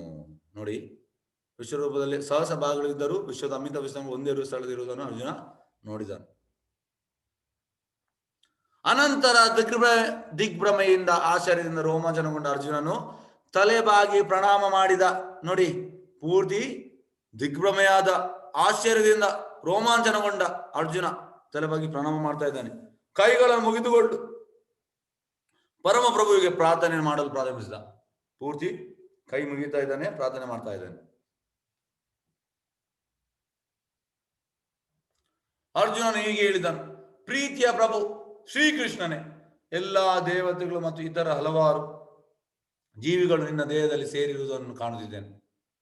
ನೋಡಿ, ಎಲ್ಲ ದೇವತೆಗಳು ಮತ್ತು ಇತರ ಹಲವಾರು ಜೀವಿಗಳು ನಿನ್ನ ದೇಹದಲ್ಲಿ ಸೇರುವುದನ್ನು ಕಾಣ್ತಾ ಇದ್ದೇನೆ. ಬ್ರಹ್ಮನು ಕಮಲದ ಮೇಲೆ ಕುಳಿತಿರುವುದನ್ನು, ಶಿವ ಮತ್ತು ಎಲ್ಲ ಋಷಿಗಳು ಮತ್ತು ದಿವ್ಯ ಸರ್ಪಗಳನ್ನು ಕಾಣುತ್ತಾ ಇದ್ದಾನೆ. ಎಲ್ಲವನ್ನು ಕಾಣ್ತಾ ಇದ್ದಾನೆ. ಈ ದೇವತೆಗಳು, ಬ್ರಹ್ಮ, ಶಿವ, ಸರ್ಪ ಎಲ್ಲ ಕಾಣ್ತಾ ಇದ್ದಾನೆ. ವಿಶ್ವೇಶ್ವರನೇ, ವಿಶ್ವರೂಪನೇ, ನಿನ್ನ ದೇಹದಲ್ಲಿ ನಾನು ಎಲ್ಲೆಲ್ಲೂ ಅಮಿತವಾಗಿ ವಿಸ್ತಾರಗೊಂಡ ಅನೇಕ ತೋಳುಗಳನ್ನು, ಉದರಗಳನ್ನು, ಬಾಯಿಗಳನ್ನು ಮತ್ತು ಕಣ್ಣುಗಳನ್ನು ಕಾಣ್ತಾ ಇದ್ದೇನೆ. ನಿನ್ನಲ್ಲಿ ಆದಿಯನ್ನಾಗಲಿ ಮಧ್ಯವನ್ನಾಗಲಿ ಮತ್ತು ಅಂತ್ಯವನ್ನಾಗಲಿ ಕಾಣಲಾರೆ. ಆದಿ ಅಂತ್ಯ ಮಧ್ಯ ಯಾವುದಿಲ್ಲ. ಅನೇಕ ನೋಡಿ, ಉದರ, ತೋಳು, ಬಾಯಿ, ಕಣ್ಣು ಇದನ್ನೆಲ್ಲ ಕಾಣ್ತಾ ಇದ್ದಾನೆ. ಅನೇಕ. ನಿನ್ನ ರೂಪವನ್ನು ನೋಡುವುದು ಕಷ್ಟ, ಏಕೆಂದ್ರೆ ನಿನ್ನ ರೂಪದ ಪ್ರಭೆಯು ಪ್ರಜ್ವಲಿಸುವ ಉರಿಯಂತೆ ಅಥವಾ ಅಳತೆಗೆ ಸಿಕ್ಕ ಸೂರ್ಯ ಪ್ರಭೆಯಂತೆ ಸುತ್ತಲೂ ಹರಡಿದೆ. ನೋಡಿ, ಅಷ್ಟು ಉರಿ ಉಂಟಂತೆ ಅದು. ಅವರಿಗೆ ಆ ದಿವ್ಯ ಕಣ್ಣು ಕೊಡದಿಲ್ಲ, ಅದು ನೋಡ್ಲಿಕ್ಕೆ ಆಗುದಿಲ್ಲ, ಅಷ್ಟು ಉರಿ. ಮತ್ತೆ ಅಳತೆಗೆ ಸಿಕ್ಕದ ಸೂರ್ಯನ ಪ್ರಭೆ, ಅಳತೆಗೆ ಸಿಗುದಿಲ್ಲ, ಅಷ್ಟು ಸೂರ್ಯನ ಪ್ರಭೆ ಹರಡಿದೆ. ಆದರೂ ನಾನು ಈ ಪ್ರಕಾಶಮಾನ ರೂಪವು ವಿವಿಧ ಕ್ರೀಡೆಗಳಿಂದ, ಗದೆಗಳಿಂದ ಮತ್ತು ಚಕ್ರಗಳಿಂದ ಅಲಂಕೃತವಾಗಿರುವುದನ್ನು ಎಲ್ಲೆಲ್ಲೂ ಕಾಣ್ತಾ ಇದ್ದೇನೆ. ಆದರೂ ನಾನು ಕಾಣ್ತಾ ಇದ್ದೇನೆ. ಯಾವುದು? ಕಿರೀಟ, ಗದೆ, ಚಕ್ರ ಇದನ್ನೆಲ್ಲ ನಾನು ಕಾಣ್ತಾ ಇದ್ದೇನೆ. ನೀನು ಪರಮವಾದ ಆದಿಲಕ್ಷವು, ನೀನು ಎಲ್ಲಾ ವಿಶ್ವದ ಕಟ್ಟಕಡೆಯ ವಿಶ್ರಾಂತಾಣ, ನಿನಗೆ ಕ್ಷಯವೇ ಇಲ್ಲ ಮತ್ತು ನೀನು ಅತ್ಯಂತ ಪ್ರಾಚೀನನು, ನೀನು ಸನಾತನ ಧರ್ಮದ ಪಾಲಕನು, ದೇವೋತ್ತಮ ಪುರುಷನು. ಇದು ನನ್ನ ಅಭಿಪ್ರಾಯ. ಈಗ ಹೊಗಳ್ತಾ ಇದ್ದಾನೆ ಕೃಷ್ಣನು. ನಿನಗೆ ಆದಿ ಮಧ್ಯ ಮತ್ತು ಅಂತ್ಯಗಳಿಲ್ಲ, ನಿನ್ನ ಮಹಿಮೆಗೆ ಮಿತಿ ಇಲ್ಲ, ನಿನಗೆ ಅಸಂಖ್ಯಾತ ಬಾಹುಗಳಿವೆ, ಸೂರ್ಯ ಚಂದ್ರರು ನಿನ್ನ ಕಣ್ಣುಗಳು, ಪ್ರಜ್ವಲಿಸ ಉರಿಯು ನಿನ್ನ ಬಾಯಿಯಿಂದ ಹೊರಬರುತ್ತಿರುವುದನ್ನು, ನಿನ್ನ ಪ್ರಕಾಶವು ಇಡೀ ವಿಶ್ವವನ್ನು ಸುಡುತ್ತಿರುವುದನ್ನು ಕಾಣುತ್ತಿದ್ದೇನೆ. ನೋಡಿ, ಕೃಷ್ಣನಿಗೆ ಆದಿ ಮಧ್ಯ ಅಂತ್ಯ ಇಲ್ಲ, ಮತ್ತೆ ಅವನ ಮಹಿಮೆಗೆ ಮಿತಿ ಇಲ್ಲ, ಅಸಂಖ್ಯಾತ ಬಾಹುಗಳಿವೆ, ಸೂರ್ಯ ಚಂದ್ರರು ನಿನ್ನ ಕಣ್ಣುಗಳು, ಮತ್ತೆ ಪ್ರಜ್ವಲಿಸ ಉರಿಯು ನಿನ್ನ ಬಾಯಿಯಿಂದ ಹೊರದನ್ನು ಈ ಪ್ರಕಾಶವನ್ನು ಸುಡುತ್ತಿರುವುದನ್ನು ನಾನು ಕಾಣ್ತಾ ಇದ್ದೇನೆ. ನೀನು ಒಬ್ಬನೇ, ಆದರೂ ನೀನು ಆಕಾಶವನ್ನು, ಎಲ್ಲ ಲೋಕಗಳನ್ನು, ಅವುಗಳ ನಡುವಣ ಎಲ್ಲ ಸ್ಥಳವನ್ನು ವ್ಯಾಪಿಸಿದ್ಯಾ. ಕೃಷ್ಣ ಒಬ್ಬನೇ, ಏಕಲೇ ಕೃಷ್ಣ, ಆರು ಸಭಪಿತ್ಯ, ಒಂದು ಕೃಷ್ಣ ಒಬ್ಬನೇ ಮಹಾತ್ಮನೇ. ಈ ಅದ್ಭುತವಾದ ಮತ್ತು ಉಗ್ರವಾದ ರೂಪವನ್ನು ಕಂಡು ಮೂರು ಲೋಕಗಳು ಭಯಗೊಂಡಿವೆ. ಈ ರೂಪವನ್ನು ಕಂಡು ಮೂರು ಲೋಕ ಎಲ್ಲ ಭಯಗೊಂಡಿದೆ. ದೇವತೆಗಳ ಸಮೂಹಗಳೆಲ್ಲ ನಿನ್ನ ಮುಂದೆ ಶರಣಾಗತವಾಗಿ ನಿನ್ನನ್ನೇ ಪ್ರವೇಶಿಸಿರುವವು. ಎಲ್ಲ ದೇವತೆಗಳು ನಿನ್ನ ಮುಂದೆ ಶರಣಾಗತವಾಗಿದೆ. ಅವರಲ್ಲಿ ಕೆಲವರು ಭಯಭೀತರಾಗಿ ಕೈ ಮುಗಿದುಕೊಂಡು ಪ್ರಾರ್ಥನೆ ಮಾಡುತ್ತಿದ್ದಾರೆ. ಕೆಲವು ದೇವತೆಗಳು ಹೇಗೆ ಅರ್ಜುನ ಭಯದಲ್ಲಿದ್ದಾನೆ ಹಾಗೆ ಭಯದಲ್ಲಿದ್ದಾರೆ. ಮಹರ್ಷಿಗಳು ಮತ್ತೆ ಪರಿಪೂರ್ಣ ಸಿದ್ಧರು ಸಮೂಹಗಳೆಲ್ಲ ಸ್ವಸ್ತಿ ಸ್ವಸ್ತಿ ಎಂದು ಹೇಳುತ್ತಾ ವೇದ ಸ್ತುತಿಗಳನ್ನು ಹಾಡುತ್ತಾ ನಿನಗೆ ಪ್ರಾರ್ಥನೆ ಸಲ್ಲಿಸ್ತಾ ಇದ್ದಾರೆ. ನೋಡಿ, ಎಲ್ಲ ಮಹರ್ಷಿಗಳು ಮತ್ತೆ ಸಿದ್ಧರು ಅವರು ಸ್ವಸ್ತಿ ಸ್ವಸ್ತಿ ಹೇಳ್ತಾ ಇದ್ದಾರೆ, ವೇದದ ಸ್ತುತಿ ಪ್ರಾರ್ಥನೆ ಮಾಡ್ತಾ ಇದ್ದಾರೆ. ಎಲೆ ಮಹಾಬಾಹುವೆ, ಹಲವು ಮುಖಗಳನ್ನು, ಕಣ್ಣುಗಳನ್ನು, ಬಾಹುಗಳನ್ನು, ತೊಡೆಗಳನ್ನು, ಪಾದಗಳನ್ನು, ಉದರಗಳನ್ನು ಮತ್ತು ಕೊರೆದಾಡೆಗಳನ್ನು ಹೊಂದಿರುವ ನಿನ್ನ ಮಹಾರೂಪವನ್ನು ಕಂಡು ದೇವತೆಗಳನ್ನೊಳಗೊಂಡಂತೆ ಅವರ ಲೋಕಗಳು ಭಯಗೊಂಡಿವೆ. ಅವರಂತೆ ನಾನು ಭಯಗೊಂಡಿದ್ದೇನೆ. ನೋಡಿ, ಈ ಎಲ್ಲವನ್ನು ಅನೇಕ ಮುಖ, ಕಣ್ಣು, ಬಾವು, ತೊಡೆ, ಪಾದ, ಉದರ, ಕೊರೆದಾಡೆ ನಿನ್ನ ರೂಪವನ್ನು ಕಂಡು ದೇವತೆಗಳು ಕೂಡ ಭಯಗೊಂಡಿದ್ದಾರೆ, ಮತ್ತೆ ನಾನು ಕೂಡ ಭಯಗೊಂಡಿದ್ದೇನೆ. ಹೇಳಿದ್ದಾನೆ, ಈಗವ ಭಯದಲ್ಲಿದ್ದಾನೆ. ಸರ್ವಂತರಯಾಮಿಯಾದ ವಿಷ್ಣುವೇ, ಆಕಾಶವನ್ನು ಮುಟ್ಟುತ್ತಿರುವ ನಿನ್ನ ಅನೇಕ ಉಜ್ವಲ ವರ್ಣಗಳು, ತೆರೆದಿರುವ ನಿನ್ನ ಬಾಯಿಗಳು, ನಿನ್ನ ವಿಶಾಲವಾದ ಹೊಳೆದಿರುವ ಕಣ್ಣುಗಳು, ಇವೆಲ್ಲವನ್ನು ಕಂಡು ನನ್ನ ಮನಸ್ಸು ಭಯದಿಂದ ತಲ್ಲಣಗೊಂಡಿದೆ. ಪೂರ್ತಿ ಭಯದಲ್ಲಿದ್ದಾನೆ, ಈಗ ತಲ್ಲಣಗೊಂಡಿದೆ. ನನ್ನ ಕೃತಿಯನ್ನಾಗಲಿ ಸಮಚಿತ್ತವನ್ನಾಗಲಿ ಉಳಿಸಿಕೊಳ್ಳಲಾರೆ. ಅವನ ಬ್ಯಾಲೆನ್ಸ್ ತಪ್ಪಿ ಹೋಗಿದೆ. ಸಮಚಿತ್ತ ಈಗ ಉಳಿಸಿಕೊಳ್ಳಲಾರೆ. ಟೋಟಲಿ ಇಂಬ್ಯಾಲೆನ್ಸ್ ಆಗಿದ್ದಾನೆ ಅರ್ಜುನ. ಧೃತರಾಷ್ಟ್ರನ ಎಲ್ಲ ಪುತ್ರರು, ಅವನ ಸ್ನೇಹಿತರಾದ ರಾಜರುಗಳು, ಭೀಷ್ಮ, ದ್ರೋಣ ಮತ್ತು ಕರ್ಣರು, ನಮ್ಮ ಮುಖ್ಯ ಯೋಧ್ಯರು ನಿನ್ನ ಭಯಂಕರ ಬಾಯಿಗಳನ್ನು ವೇಗವಾಗಿ ಪ್ರವೇಶಿಸಿದ್ದಾರೆ. ನಿನ್ನ ಹಲ್ಲಿನ ಸಂದುಗಳಲ್ಲಿ ಸಿಕ್ಕಿಕೊಂಡು ಪುಡಿ ಪುಡಿಯಾದ ಕೆಲವರ ತಲೆಗಳನ್ನು ಕಾಣುತ್ತಿದೆ. ನೋಡಿ, ಯುದ್ಧ ಆಗುವ ಮುಂಚೆ ಅವನಿಗೆ ರಿಸಲ್ಟ್ ಬಂದಾಯ್ತು. ಎಲ್ಲ ರಿಸಲ್ಟ್ ಅವನಿಗೆ ಬಂದಾಯ್ತು. ಎಲ್ಲರೂ ಸಾಯ್ತಿದ್ದಾರಂತೆ. ನೋಡಿ, ಧೃತರಾಷ್ಟ್ರನ ಎಲ್ಲ ಪುತ್ರರು, ಮತ್ತೆ ಭೀಷ್ಮ, ದ್ರೋಣ ಮತ್ತು ಕರ್ಣರು, ಮತ್ತೆ ನಮ್ಮ ಮುಖ್ಯ ಯೋಧರು ನಿನ್ನ ಬಾಯಿಗಳೊಳಗೆ ಪ್ರವೇಶಿಸಿದ್ದಾರೆ. ನಿನ್ನ ಹಲ್ಲಿನ ಸಂದುಗಳಲ್ಲಿ ಸಿಕ್ಕಿಕೊಂಡು ಪುಡಿ ಪುಡಿಯಾದ ಕೆಲವೊಂದು ತಲೆಗಳನ್ನು ಕಾಣ್ತಾ ಇದ್ದೇನೆ. ನದಿಗಳ ಅಧಿಕ ಸಂಖ್ಯೆಯ ಅಲೆಗಳು ಸಮುದ್ರದೊಳಗೆ ಹರಿಯುವಂತೆ ಈ ಎಲ್ಲಾ ಮಹಾಯೋಧರು ಪ್ರಜ್ವಲಿಸುತ್ತಾ ನಿನ್ನ ಬಾಯಿಗಳನ್ನು ಪ್ರಜ್ವಲಿಸಿದ್ದಾರೆ. ಎಲ್ಲ ಮಹಾಯೋಧರು ಕೃಷ್ಣನ ಬಾಯಿಯೊಳಗೆ ಹೋಗ್ತಾ ಇದ್ದಾರೆ. ದೇವೋತ್ತಮ ಪರಮಪುರುಷನು ಹೀಗೆ ಹೇಳಿದನು, ನಾನು ಕಾಲನು. ನೋಡಿ, ಈ ಎಲ್ಲ ನಾಸ್ತಿಕರು ಮತ್ತೆ ರಾಕ್ಷಸ ಸ್ವಭಾವದವರು ಮತ್ತೆ ಮೂಢರು ಮತ್ತೆ ನರಾಧಮರು, 4 ರೀತಿಯ ಜನರು ಬರುವುದಿಲ್ಲ ಕೃಷ್ಣನಿಗೆ. ಯಾರೆಲ್ಲ? ನಮಾಂ ದುಷ್ಕೃತ ಮೂಢ ಪ್ರಪದ್ಯಂತೆ ನರಾಧಮ ಮಾಯಾ ಅಪರಿತ ಜ್ಞಾನ ಆಸುರಿಮಾವ. ಅಂದ್ರೆ ಒಂದು ಮೂಢರು ಮತ್ತೆ ನರಾಧಮರು ಮತ್ತೆ ನಾಸ್ತಿಕರು ಮತ್ತೆ ರಾಕ್ಷಸ ಸ್ವಭಾವದವರು. ಅವರೆಲ್ಲ ಎಂತ ಹೇಳುದು? ನಾವು ಕೃಷ್ಣನ್ ನಂಬುದಿಲ್ಲ ಅಂತ. ಆದ್ರೆ ಈ ಶ್ಲೋಕ ಎಂತ ಹೇಳ್ತಾ ಉಂಟು? ನೀವು ಕೃಷ್ಣನ್ ನಂಬುದಿಲ್ಲ, ಓಕೆ, ಆದ್ರೆ ನೀವು ಸಾಯುವಾಗ ಕೃಷ್ಣ ಕಾಲನಾಗಿ ಬರ್ತಾ ಇದ್ದಾನೆ, ಆಗ ನೀವು ನಂಬಲೇಬೇಕು. ಈಗ ನಂಬುದಿಲ್ಲ, ಆದ್ರೆ ನಿಮ್ಮ ಸಾಯುವವರೆಗೂ ಆಚಾರ್ಯ ಹೇಳ್ತಾರೆ. ಹೇಗಂದ್ರೆ ಸಾಯುವಾಗ ಎಲ್ಲರೂ ಅಂದ್ರೆ ಪೂರ್ತಿ ಆಶ್ಚರ್ಯದಲ್ಲಿ. ಒಂದು ಅವರು ಕೃಷ್ಣನ ನಂಬಲೇ ಇಲ್ಲ, ಆ ಟೈಮಲ್ಲಿ ಕೃಷ್ಣ ಮೃತ್ಯುವಾಗಿ ಬರ್ತಾ ಇದ್ದಾನೆ, ಆಗ ಕಾಲನಾಗಿ ಹೀಗೆ ಸಾಯ್ತಾನೆ. ಹಾಗೆ ಕೃಷ್ಣ ಅಂತ ಹೇಳುವುದಂದ್ರೆ ದೇವೋತ್ತಮ ಪುರುಷನು ಹೀಗೆ ಹೇಳಿದ್ರು, ನಾನು ಕಾಲನು. ಕೃಷ್ಣ ಕಾಲನಾಗಿ ಬರ್ತಾನೆ. ಎಲ್ಲಾ ಲೋಕಗಳ ಮಹಾನ್ ಕ್ಷಯಕಾರಿಯು, ಎಲ್ಲಾ ಜನರನ್ನು ನಾಶ ಮಾಡಲು ನಾನು ಇಲ್ಲಿಗೆ ಬಂದಿದ್ದೇನೆ, ಎಲ್ಲರನ್ನು ನಾಶ ಮಾಡಲು ನಾನು ಬಂದಿದ್ದೇನೆ. ನಿಮ್ಮನ್ನು ಪಾಂಡವರನ್ನು ಬಿಟ್ಟು ಎರಡೂ ಪಕ್ಷಗಳ ಎಲ್ಲ ಯೋಧರು ಕೊಲ್ಲಲ್ಪಡುವರು. ಹಾಗೆ ಆಚಾರ್ಯ ಹೇಳ್ತಾರೆ, ನಾವು ಹೇಗೆಂದ್ರೆ ವಾಲಂಟರಿಯಲ್ಲಿ ನಾವು ಕೃಷ್ಣನಿಗೆ ಸರೆಂಡರ್ ಆದ್ರೆ ನಮ್ಗೆ ಅದು ಒಳ್ಳೆಯದು. ಇಲ್ಲದಿದ್ರೆ ಸಾಯುವಾಗ ನಾವು ಕೃಷ್ಣನಿಗೆ ಸಾಯಲೇಬೇಕು. ಆಗ ಎಂತಾಗ್ತದೆ, ಅದು ಟೂ ಲೇಟ್ ಆಗ್ತದೆ. ಅಂದ್ರೆ ವಿನಾಶಕಾಲ ವಿಪರೀತ. ಆಗ ಎಂತಾಗ್ತದೆ ಅಂದ್ರೆ ಅದು ಟೂ ಮಚ್ ಲೇಟ್. ಆಗ ನಾವು ನಂಬ್ಲಿಕ್ಕೆ ಕೂಡಲ್ಲ, ಬಿಡ್ಲಿಕ್ಕೆ ಕೂಡಲ್ಲ. ಹೇಗೆಂದ್ರೆ ಆ ಕಡೆ ನುಂಗ್ಲಿಕ್ಕೆ ಕೂಡ ಅಲ್ಲ, ಈ ಕಡೆ ಉಗಿಲಿಕ್ಕೆ ಕೂಡ ಅಲ್ಲ. ಆ ರೀತಿ ನಾವು ಸ್ಟೇಜ್ಗೆ ಬರ್ತೇವೆ. ಹಾಗಾಗಿ ಆಚಾರ್ಯ ಹೇಳ್ತಾರೆ, ನಾವು ಹೀಗೆಲ್ಲ ಕೃಷ್ಣ ನಂಬುದು ಒಳ್ಳೆಯದು, ಇದರಿಂದ ನಮಗೆ ತುಂಬಾ ಪ್ರಯೋಜನ ಉಂಟು. ತಸ್ಮಾತ್ ಮುತ್ತಿಷ್ಟ ಯಶೋ ಲಾಭಸ್ವ ಜಿತ್ವಾ ಶತ್ರುನ್ ವಂಶ್ವಾ ರಾಜಂ ಸಮೃದ್ಧಂ ಮಾಯಾ ಏವೇತ ನಿಹತ ಪೂರ್ವನೇವ ನಿಮಿತ್ತ ಮಾತ್ರ ಭವ ಸವ್ಯಸಾಚೀನ್. ಆದುದರಿಂದ ಎದ್ದೇಳು, ಯುದ್ಧ ಮಾಡಿ ಕೀರ್ತಿಯನ್ನು ಪಡೆ, ನಿನ್ನ ಶತ್ರುಗಳನ್ನು ಸೋಲಿಸಿ ಸಮೃದ್ಧವಾದ ರಾಜ್ಯವನ್ನು ಅನುಭವಿಸು. ನನ್ನ ವ್ಯವಸ್ಥೆಯಿಂದ ಆಗಲೇ ಅವರು ಹತರಾಗಿದ್ದಾರೆ. ಸವ್ಯಸಾಚಿಯೇ, ನೀನು ಯುದ್ಧದಲ್ಲಿ ಒಂದು ನಿಮಿತ್ತ ಮಾತ್ರ. ನೋಡಿ ಇಲ್ಲಿ ಎಂತ ಹೇಳ್ತಿದ್ದಾನಂದ್ರೆ ಕೃಷ್ಣ, ನೀನು ಎದ್ದೇಳು, ಯುದ್ಧ ಮಾಡು, ಕೀರ್ತಿಯನ್ನು ಪಡೆ, ನಿನ್ನ ಶತ್ರುಗಳನ್ನು ಸೋಲಿಸಿ ಸಮೃದ್ಧ ರಾಜ್ಯವನ್ನು ಅನುಭವಿಸು. ನನ್ನ ವ್ಯವಸ್ಥೆಯಿಂದ ಆಗಲೇ ಅವರು ಹತರಾಗಿದ್ದಾರೆ. ಅಂದ್ರೆ ನೀನು ನೋಡಿದ್ಯಾ, ಎಲ್ಲರೂ ಬಾಯಿಯೊಳಗೆ ಹೋಗಿ ಸಾಯುವುದನ್ನು ನೋಡಿದ್ಯಾ. ಹಾಗೆ ಅವರು ಸತ್ತಿದ್ದಾರೆ. ಸವ್ಯಸಾಚಿಯೇ, ನೀನು ಯುದ್ಧದಲ್ಲಿ ಒಂದು ನಿಮಿತ್ತ ಮಾತ್ರ, ನೀನು ಒಂದು ಜಸ್ಟ್ ಇನ್ಸ್ಟ್ರೂಮೆಂಟ್. ನೀನೀಗ ಅವರನ್ನು ಕೊಲ್ಲದಿದ್ರೆ ನಾನು ಬೇರೆ ವ್ಯವಸ್ಥೆ ಮಾಡ್ತೇನೆ. ಹಾಗಾಗಿ ನೀನು ಕೊಲ್ಲುವುದರಿಂದ ನಿನಗೆ ಅದು ಒಳ್ಳೆಯದು. ನೀನು ಜಸ್ಟ್ ಒಂದು ಇನ್ಸ್ಟ್ರೂಮೆಂಟ್ ನನ್ನ ಕೈಯಲ್ಲಿ, ಹಾಗಾಗಿ ನೀನು ಕೊಲ್ಲು ಅಂತ ಕೃಷ್ಣ ಹೇಳ್ತಿದ್ದಾನೆ. ದ್ರೋಣ, ಭೀಷ್ಮ, ಜಯದ್ರಥ, ಕರ್ಣ ಮತ್ತು ಇತರ ವೀರ ಯೋಧರು ಆಗಲೇ ನನ್ನಿಂದ ನಾಶವಾಗಿದ್ದಾರೆ. ಆದ್ದರಿಂದ ಅವರನ್ನು ಕೊಲ್ಲು, ವ್ಯಥೆ ಪಡಬೇಡ, ಯುದ್ಧ ಮಾಡು, ಯುದ್ಧದಲ್ಲಿ ನಿನ್ನ ಶತ್ರುಗಳನ್ನು ಸೋಲಿಸು. ಆಲ್ರೆಡಿ ಅವರು ನನ್ನ ಬಾಯಿಯೊಳಗೆ ಹೋಗಿದ್ದಾರೆ, ನೀನು ನೋಡಿದ್ಯಾ, ಹಾಗಾಗಿ ಕೊಲ್ಲು ಅಂತ ಹೇಳ್ತಾ ಇದ್ದಾನೆ.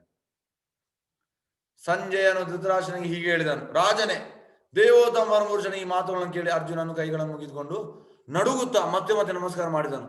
ಗದ್ಗದ ಕಂಠದಿಂದ ಭಯಭೀತನಾಗಿ ಶ್ರೀಕೃಷ್ಣನಿಗೆ ಹೀಗೆ ಹೇಳಿದನು. ನೋಡಿ, ಪೂರ್ತಿ ಈಗ ನಡ್ತಾ ಇದ್ದಾನೆ, ನಮಸ್ಕಾರ ಮಾಡ್ತಿದ್ದಾನೆ ಅರ್ಜುನ. ಟೋಟಲ್ ಸಮಚಿತ ಒಂದು ಇಂಬ್ಯಾಲೆನ್ಸ್ ಆಗಿದೆ ಟೋಟಲ್. ಮತ್ತೆ ಕಂಠವು ಗದ್ಗದವಾಗಿದೆ, ಭಯಭೀತನಾಗಿ ಕೃಷ್ಣನಿಗೆ ಹೇಳಿದನು. ಅರ್ಜುನನು ಹೇಳಿದನು, ಇಂದ್ರಿಯಗಳ ಪ್ರಭುವಾದ ಋಷಿಕೇಶನೇ. ನೋಡಿ, ಕೃಷ್ಣನ ಹೆಸರು ಋಷಿಕೇಶ ಅಂದ್ರೆ ಋಷಿಕ ಈಶ, ಇಂದ್ರಿಯಗಳ ಒಡೆಯ. ನಿನ್ನ ಹೆಸರನ್ನು ಕೇಳಿ ಇಡೀ ಜಗತ್ತು ಸಂತೋಷ ಪಡುತ್ತದೆ. ಆದರೂ ಎಲ್ಲರೂ ನಿನ್ನಲ್ಲಿ ಅನುರಾಗಗೊಳ್ಳುತ್ತಾರೆ. ಸಿದ್ಧರು ನಿನಗೆ ತಮ್ಮ ಗೌರವಪೂರ್ವಕ ನಮಸ್ಕಾರವನ್ನು ಅರ್ಪಿಸುತ್ತಾರೆ. ರಾಕ್ಷಸರು ಬೆದರಿ ಎಲ್ಲ ದಿಕ್ಕುಗಳು ಓಡಿ ಹೋಗುತ್ತಾರೆ. ಇದೆಲ್ಲವೂ ಯುಕ್ತವೇ ಸರಿ. ನೋಡಿ, ಸಿದ್ಧರು ಗೌರವ ಅರ್ಪಿಸ್ತಾರೆ, ಮತ್ತೆ ರಾಕ್ಷಸರು ಓಡಿ ಹೋಗ್ತಾ ಇದ್ದಾರೆ. ಬ್ರಹ್ಮನಿಗೂ ಶ್ರೇಷ್ಠನಾದ ಮಹಾತ್ಮನೇ, ನೀನು ಆದಿ ಸೃಷ್ಟಿಕರ್ತನು. ನೋಡಿ, ಎಲ್ಲ ಸೃಷ್ಟಿ ಮಾಡಿದ್ದು ಬ್ರಹ್ಮ, ಆದ್ರೆ ಕೃಷ್ಣ ಬ್ರಹ್ಮನನ್ನು ಸೃಷ್ಟಿ ಮಾಡೋದು, ಅದಕ್ಕೆ ಅವನಿಗೆ ಆದಿ ಸೃಷ್ಟಿಕರ್ತ. ಆದುದರಿಂದ ಅವರು ನಿನಗೆ ಭಕ್ತಿಪೂರ್ವಕ ಪ್ರಣಾಮಗಳನ್ನು ಏಕೆ ಅರ್ಪಿಸಬಾರದು? ಬ್ರಹ್ಮ ನಿನಗೆ ಭಕ್ತಿಪೂರ್ವಕ ಪ್ರಣಾಮ ಯಾಕೆ ಅರ್ಪಿಸಬಾರದು? ನೀನು ಅನಂತನು, ದೇವತೆಗಳ ದೇವ, ಜಗನ್ನಿವಾಸ, ನೀನು ಅಜೇಯನಾದ ಮೂಲನು, ಎಲ್ಲಾ ಕಾರಣ, ನೀನು ಐಹಿಕ ಅಭಿವೃದ್ಧಿಗೆ ಅತೀತನಾದವನು. ನೀನು ಆದಿ ದೇವೋತ್ತಮ ಪುರುಷನು, ಪುರಾಣ ಪುರುಷನು, ಈ ಪ್ರಕಟಿತ ವಿಶ್ವದ ಕಟ್ಟೆ ಕಡೆಯ ವಿಶ್ರಾಂತಿ ಆಶ್ರಯ ನೀನು. ನೋಡಿ, ನಿಮ್ಗೆ ಎಲ್ಲಿ ಆಶ್ರಯ ಸಿಗದಿದ್ರೆ ಕೃಷ್ಣನಲ್ಲಿ ಹೋಗಿ, ಕೃಷ್ಣ ಕೊಡ್ತಾನೆ ಆಶ್ರಯ. ಎಲ್ಲವನ್ನು ತಿಳಿದವ ನೀನು, ತಿಳಿಯಲು ಸಾಧ್ಯವಿರುವುದೆಲ್ಲ ನೀನೇ. ಭೌತಿಕ ಗುಣಗಳನ್ನು ಮೀರಿದ ಪರಂ ನೀನು. ಹೇ ಅನಂತ ರೂಪನೇ, ಈ ವಿಶ್ವವನ್ನೆಲ್ಲ ನೀನು ವ್ಯಾಪಿಸಿರು. ಈಗ ಹೊಗಳ್ತಾ ಇದ್ದಾನೆ ಕೃಷ್ಣನು. ನಿನ್ನ ಮಹಿಮೆಗಳನ್ನು ತಿಳಿಯದೆ, ನೀನು ನನ್ನ ಸಖನೆಂದು ಭಾವಿಸಿ ಯೋಚನೆ ಮಾಡದೆ ನಿನ್ನನ್ನು ಕೃಷ್ಣ ಯಾದವ ಗೆಳೆಯ ಎಂದು ಕರೆದಿದ್ದೇನೆ. ಪ್ರಮಾದದಿಂದಾಗಲಿ ಪ್ರೀತಿಯಿಂದಾಗಲಿ ನಾನು ಮಾಡಿರುವ ಅಪರಾಧಗಳನ್ನು ಕ್ಷಮಿಸು. ನೋಡಿ, ನಾನು ನಿಮಗೆ ಹೇಳಿದೆ, ಆ ಕ್ಷಮೆಯನ್ನು ನಾವು ಕೇಳಬೇಕು ಕೃಷ್ಣನಲ್ಲಿ. ನೋಡಿ, ಅರ್ಜುನ ಇಲ್ಲಿ ಕೇಳ್ತಾ ಇದ್ದಾರೆ. ಅಂತಂದ್ರೆ ಈಗ ಅವನಿಗೆ ಆ ವಿಶ್ವ ನೋಡಿ, ಅವ ಎಂತ ಎಣಿಸಿದ, ಕೃಷ್ಣನ ಗೆಳೆಯ ಅಂತ ಎಣಿಸಿದ. ಈಗ ಕ್ಷಮೆ ಕೇಳ್ತಾನೆ. ನಿನ್ನ ಮಹಿಮೆಗಳನ್ನು ತಿಳಿಯದೆ ನೀನು ನನ್ನ ಸಖನೆಂದು ಭಾವಿಸಿ ಯೋಚನೆ ಮಾಡಿದ ನಾನು ಕೃಷ್ಣ ಯಾದವ ಗೆಳೆಯ ಎಂದು ಕರೆದಿದ್ದೇನೆ. ಪ್ರಮಾದದಿಂದಾಗಲಿ ಪ್ರೀತಿಯಿಂದಾಗಲಿ ನಾನು ಮಾಡಿರೋ ಅಪರಾಧಗಳನ್ನು ಕ್ಷಮಿಸು. ವಿಹಾರದಲ್ಲಿ ಒಂದೇ ಹಾಸಿಗೆಯಲ್ಲಿ ಮಲಗಿದ್ದಾಗ, ನಾವು ಇಬ್ಬರೇ ಇದ್ದಾಗ, ಸ್ನೇಹಿತರ ಮುಂದೆ ನಾನು ನಿನ್ನನ್ನು ಅನೇಕ ಬಾರಿ ಅಪಹಾಸ್ಯ ಮಾಡಿದ್ದೇನೆ. ನಿನ್ನನ್ನು ನಾನು ತಮಾಷೆ ಮಾಡಿದ್ದೇನೆ. ಅಚ್ಯುತನೇ, ನೋಡಿ ಯಾರಿಗೆ ಅಚ್ಯುತ ಇಲ್ಲ ಅವ ಅಚ್ಯುತ. ಇವಕ್ಕೆಲ್ಲ ನಾನು ನಿನ್ಗೆ ಕ್ಷಮೆ ಬೇಡುತ್ತೇನೆ. ಇದು ಕೂಡ ಒಂದು ಎಂತ ಹೇಳುದು, ಫಸ್ಟಿಗೆ ನಾವು ಕೃಷ್ಣ ಹೊಗಳ್ಬೇಕು, ಎರಡನೇದು ನಾವು ಕೃತಜ್ಞ ಭಾವದಿಂದ ಇದು ಮಾಡಬೇಕು, ಮೂರನೇದು ಕ್ಷಮೆಯನ್ನು ಕೇಳಬೇಕು, ಮತ್ತೆ ನೆಕ್ಸ್ಟ್ ನಾಲ್ಕನೇದು ನಾವು ಕೃಷ್ಣನಲ್ಲಿ ಭಕ್ತಿ ಬೇಕಾದ ಇದನ್ನು ನಾವು ಕೇಳಬೇಕು. ನಾನು ಹಿಂದೆ ನೋಡದಿದ್ದ ಈ ವಿಶ್ವರೂಪವನ್ನು ಕಂಡು ಸಂತೋಷ ಪಟ್ಟಿದ್ದೇನೆ. ನೋಡಿ, ವಿಶ್ವರೂಪ ನೋಡಿ ಸಂತೋಷ ಪಟ್ಟಿದ್ದೇನೆ, ಆದರೆ ಅದೇ ಕಾಲದ ನನ್ನ ಮನಸ್ಸು ಭಯದಿಂದ ತಳ್ಳನಗೊಂಡಿದೆ. ಅದೇ ಕಾಲದಲ್ಲಿ ಅವು ಭಯ ಕೂಡ ಆಗಿದೆ ಅವನಿಗೆ. ಏ ಪ್ರಭುಗಳ ಪ್ರಭುವೇ, ಜಗನ್ನಿವಾಸನೆ, ನನ್ನಲ್ಲಿ ಕೃಪೆ ಮಾಡಿ ದೇವೋತ್ತಮ ಪರಮೇಶ್ವರ ನಿನ್ನ ರೂಪವನ್ನು ನನಗೆ ಮತ್ತೆ ತೋರಿಸು. ಈ ರೂಪವನ್ನು ತೆಗೆದು ನನಗೆ ನಿಜವಾದ ರೂಪವನ್ನು ತೋರಿಸು ಅಂತ ಹೇಳ್ತಾ ಇದ್ದಾನೆ. ಏ ವಿಶ್ವಮೂರ್ತಿಯೇ, ಸಹಸ್ರಭಾವುವೆ, ಕಿರೀಟಧಾರಿಯಾಗಿ ಗದೆ, ಚಕ್ರ, ಶಂಖ ಮತ್ತು ಪದ್ಮಗಳನ್ನು ಕೈಗಳಲ್ಲಿ ಹಿಡಿದಿರುವ ನಿನ್ನ ಚತುರ್ಭುಜ ರೂಪವನ್ನು ನಾನು ನೋಡಲು ಬಯಸ್ತೇನೆ. ನೋಡಿ, ಶಂಖ, ಚಕ್ರ, ಗದಾ, ಪದ್ಮ ಈ ರೂಪವನ್ನು ನೋಡಲು ಈಗ ಬಯಸ್ತಾ ಇದ್ದಾನೆ. ಕುರುಯೋಧರಲ್ಲಿ ಅತ್ಯಂತ ಶ್ರೇಷ್ಠನಾದ ಅರ್ಜುನನೇ, ನಿನಗೆ ಮೊದಲು ಯಾರು ಈ ನನ್ನ ವಿಶ್ವರೂಪ ನೋಡಲಿಲ್ಲ. ಇದಕ್ಕಿಂತ ಮುಂಚೆ ಯಾರು ಇದನ್ನು ನೋಡಲಿಲ್ಲ. ಏಕೆಂದ್ರೆ ವೇದಾಧ್ಯಯನದಿಂದಾಗಲಿ, ಯಜ್ಞಗಳನ್ನು ಮಾಡುವುದರಿಂದಾಗಲಿ, ದಾನದಿಂದಾಗಲಿ, ಪುಣ್ಯ ಕಾರ್ಯಗಳಿಂದಾಗಲಿ, ಉಗ್ರ ತಪಸ್ಸಿನಿಂದಾಗಲಿ ಈ ಐಕ ಜಗತ್ತಿನಲ್ಲಿ ನನ್ನ ರೂಪವನ್ನು ನೋಡಲು ಸಾಧ್ಯವಿಲ್ಲ. ನೋಡಿ, ಈಗ ನೀವೆಲ್ಲರೂ ಬಯಸಿದ್ದೀರಿ ಕೃಷ್ಣನ ಆ ರೂಪ, ವಿಶ್ವರೂಪ ನೋಡ್ಲಿಕ್ಕೆ.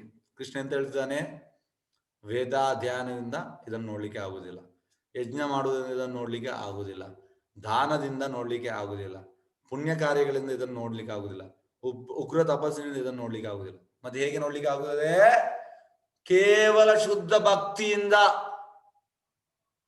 ಅರ್ಜುನ ಕೃಷ್ಣನ ಶುದ್ಧ ಭಕ್ತ, ಹಾಗಾಗಿ ಶುದ್ಧ ಭಕ್ತನಿಗೆ ಕೃಷ್ಣ ತೋರಿಸ್ತಾನೆ, ಇಲ್ಲದಿದ್ರೆ ಕೃಷ್ಣ ಇದನ್ನು ತೋರಿಸುವುದಿಲ್ಲ.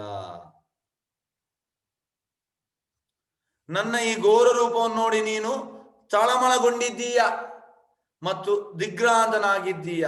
ಹೀಗೆ ಇದು ಮುಕ್ತಾಯವಾಗಲಿ ನನ್ನ ಭಕ್ತನೇ, ಮತ್ತೆ ಎಲ್ಲ ಅಶಾಂತಿಯಿಂದ ಮುಕ್ತನಾಗು. ಶಾಂತವಾದ ಮನಸ್ಸಿಂದ ಈಗ ನೀನು ಅಪೇಕ್ಷಿಸಿದ ರೂಪವನ್ನು ಕಾಣಬಹುದು. ಅಂದ್ರೆ ಆ ವಿಶ್ವರೂಪ ನೋಡಿ ಅವ ಪೂರ್ತಿ ಭಯದಲ್ಲಿದ್ದಾನೆ. ಈಗ ಅದೆಲ್ಲ ಈಗ ಮುಕ್ತಾಯವಾಗಲಿ, ಈಗ ನೀನು ಬಯಸಿದ ಆ ಚತುರ್ಭುಜ ರೂಪವನ್ನು ನೀನು ನೋಡು. ನೋಡಿ, ಶಂಖಚಕ್ರ ಗದಾ ಪದ್ಮ. ಸಂಜಯ ಧೃತರಾಷ್ಟ್ರನಿಗೆ ಹೇಳಿದನು, ದೇವೋತ್ತಮ ಪರಮ ಪುರುಷನಾದ ಕೃಷ್ಣನು ಅರ್ಜುನನಿಗೆ ಹೀಗೆ ಹೇಳಿ ತನ್ನ ನಿಜವಾದ ಚತುರ್ಭುಜ ರೂಪವನ್ನು ತೋರಿದನು ಮತ್ತು ಕಟ್ಟ ಕಡೆಗೆ ತನ್ನ 2 ಕೈಗಳ ರೂಪವನ್ನು ತೋರಿ ಭಯಗೊಂಡಿದ್ದ ಅರ್ಜುನನಿಗೆ ಧೈರ್ಯವನ್ನು ಕೊಟ್ಟನು. ಮತ್ತೆ ಎಂತ ಮಾಡಿದ, ಈಗ ಸಂಜೆ ಹೇಳಿದ ಧೃತರಾಷ್ಟ್ರನಿಗೆ ಆ ಚತುರ್ಭುಜ ರೂಪವನ್ನು ತೋರಿಸಿದ, ಮತ್ತೆ ಕಡೆಗೆ ಅವನ ನಿಜವಾದ 2 ಹ್ಯಾಂಡೆಡ್ ಫಾರ್ಮ್ ಅನ್ನು ತೋರಿಸಿದ.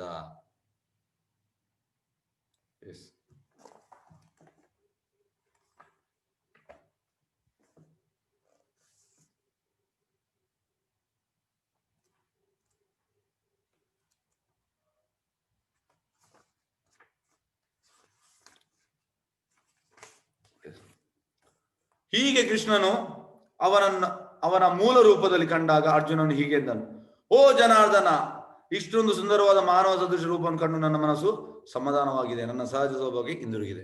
ನೋಡಿ, ಈ ರೂಪವನ್ನು ನೋಡಿ ಅವನ ಮನಸ್ಸು ಸಮಾಧಾನ ಆಗಿದೆ, ಮತ್ತೆ ಅವನ ನಿಜವಾದ ಸ್ವಭಾವಕ್ಕೆ ಬಂದಿದ್ದಾನೆ. ದೇವೋತ್ತಮ ಪರಮೇಶ್ವರನು ಹೀಗೆ ಎಂದನು, ನನ್ನ ಪ್ರಿಯ ಅರ್ಜುನ, ಈಗ ನೀನು ಕಾಣುತ್ತಿರುವ ನನ್ನ ರೂಪವನ್ನು ಕಾಣುವುದು ಬಹು ಕಷ್ಟ. ಈ ಯಾವುದು 2 ಹ್ಯಾಂಡೆಡ್ ಫಾರ್ಮ್ ಕೃಷ್ಣನ, ಅದನ್ನು ನೋಡುವುದು ಬಹು ಕಷ್ಟ.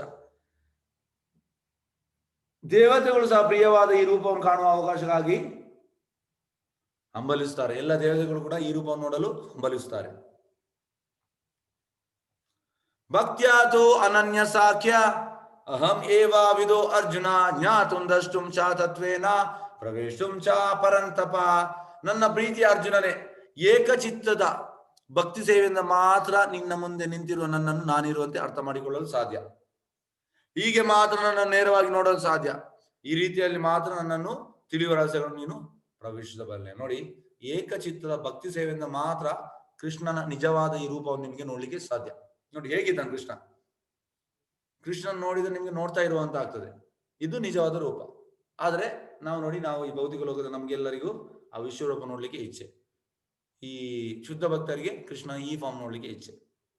ಇದೇ ಇರುವ ವ್ಯತ್ಯಾಸ, ನಮಗೆ ಮತ್ತು ಅವರಿಗೆ ಇರುವಂತ ವ್ಯತ್ಯಾಸ.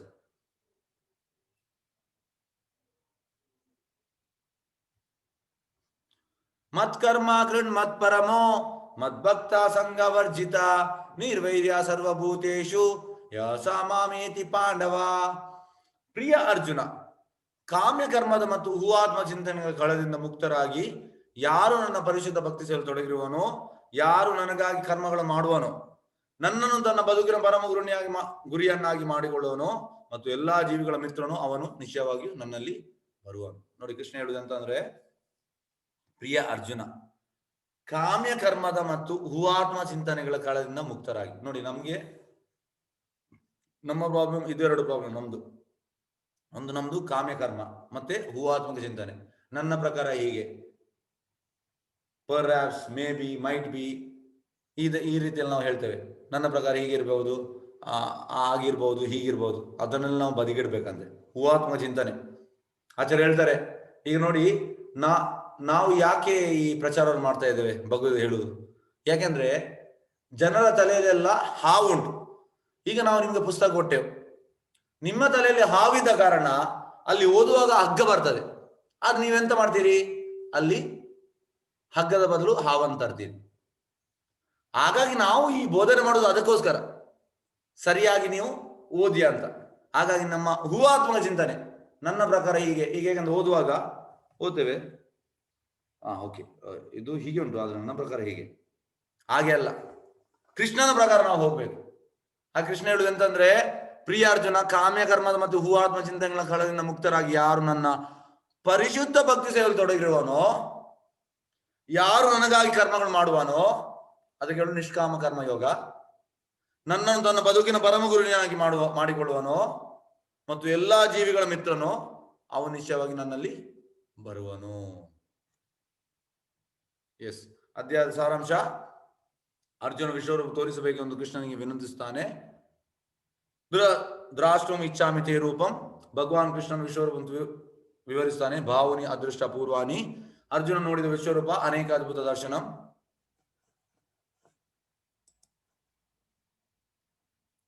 ಅರ್ಜುನ ವಿಶ್ವರೂಪ ನೋಡಿದ ಅನುಭವ.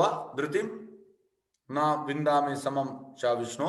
ಕೃಷ್ಣನ ಉತ್ತರ: ಕಾಲೋ ಅಸ್ಮಿ ಲೋಕೆ ಕ್ಷಯ ಕೃತ್ ಪ್ರವೃದ್ಧೋ. ಅರ್ಜುನನ ಪ್ರಾರ್ಥನೆಗಳು: ಗದ್ಗಂ ಭೀತ ಪ್ರಣಾಮ್ಯ. ಸಗದ್ಗದಂ ಭೀತ ಪ್ರಣಾಮ್ಯ. ಕೃಷ್ಣನ್ ನೋಡಲು ಶುದ್ಧ ಭಕ್ತಿ ಬೇಕು. ಭಕ್ತ್ಯಾತು ಅನನ್ಯ ಸಾಕ್ಯ. ಎಸ್, ಯಾವ್ದ ಪ್ರಶ್ನೆದಲ್ಲಿ ಕೇಳ್ಬಹುದು.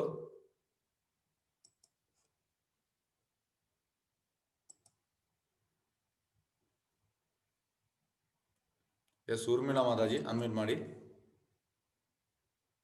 ಹರೇ ಕೃಷ್ಣ ಪ್ರಭುಜಿ. ಹರೇ ಕೃಷ್ಣ, ಹೇಳಿ ಮಾತಾಜಿ. ಈಗ ಅವನು ವಿಶ್ವರೂಪ ತೋರಿಸಿದ ಕೃಷ್ಣ, ಅದನ್ನು ನೋಡ್ಕೊಳಕ್ ಆಗ್ಲಿಲ್ಲ ಅಂದ್ಮೇಲೆ ಅವನು ಚತುರ್ಭುಜಕ್ಕೆ ಬಂದ.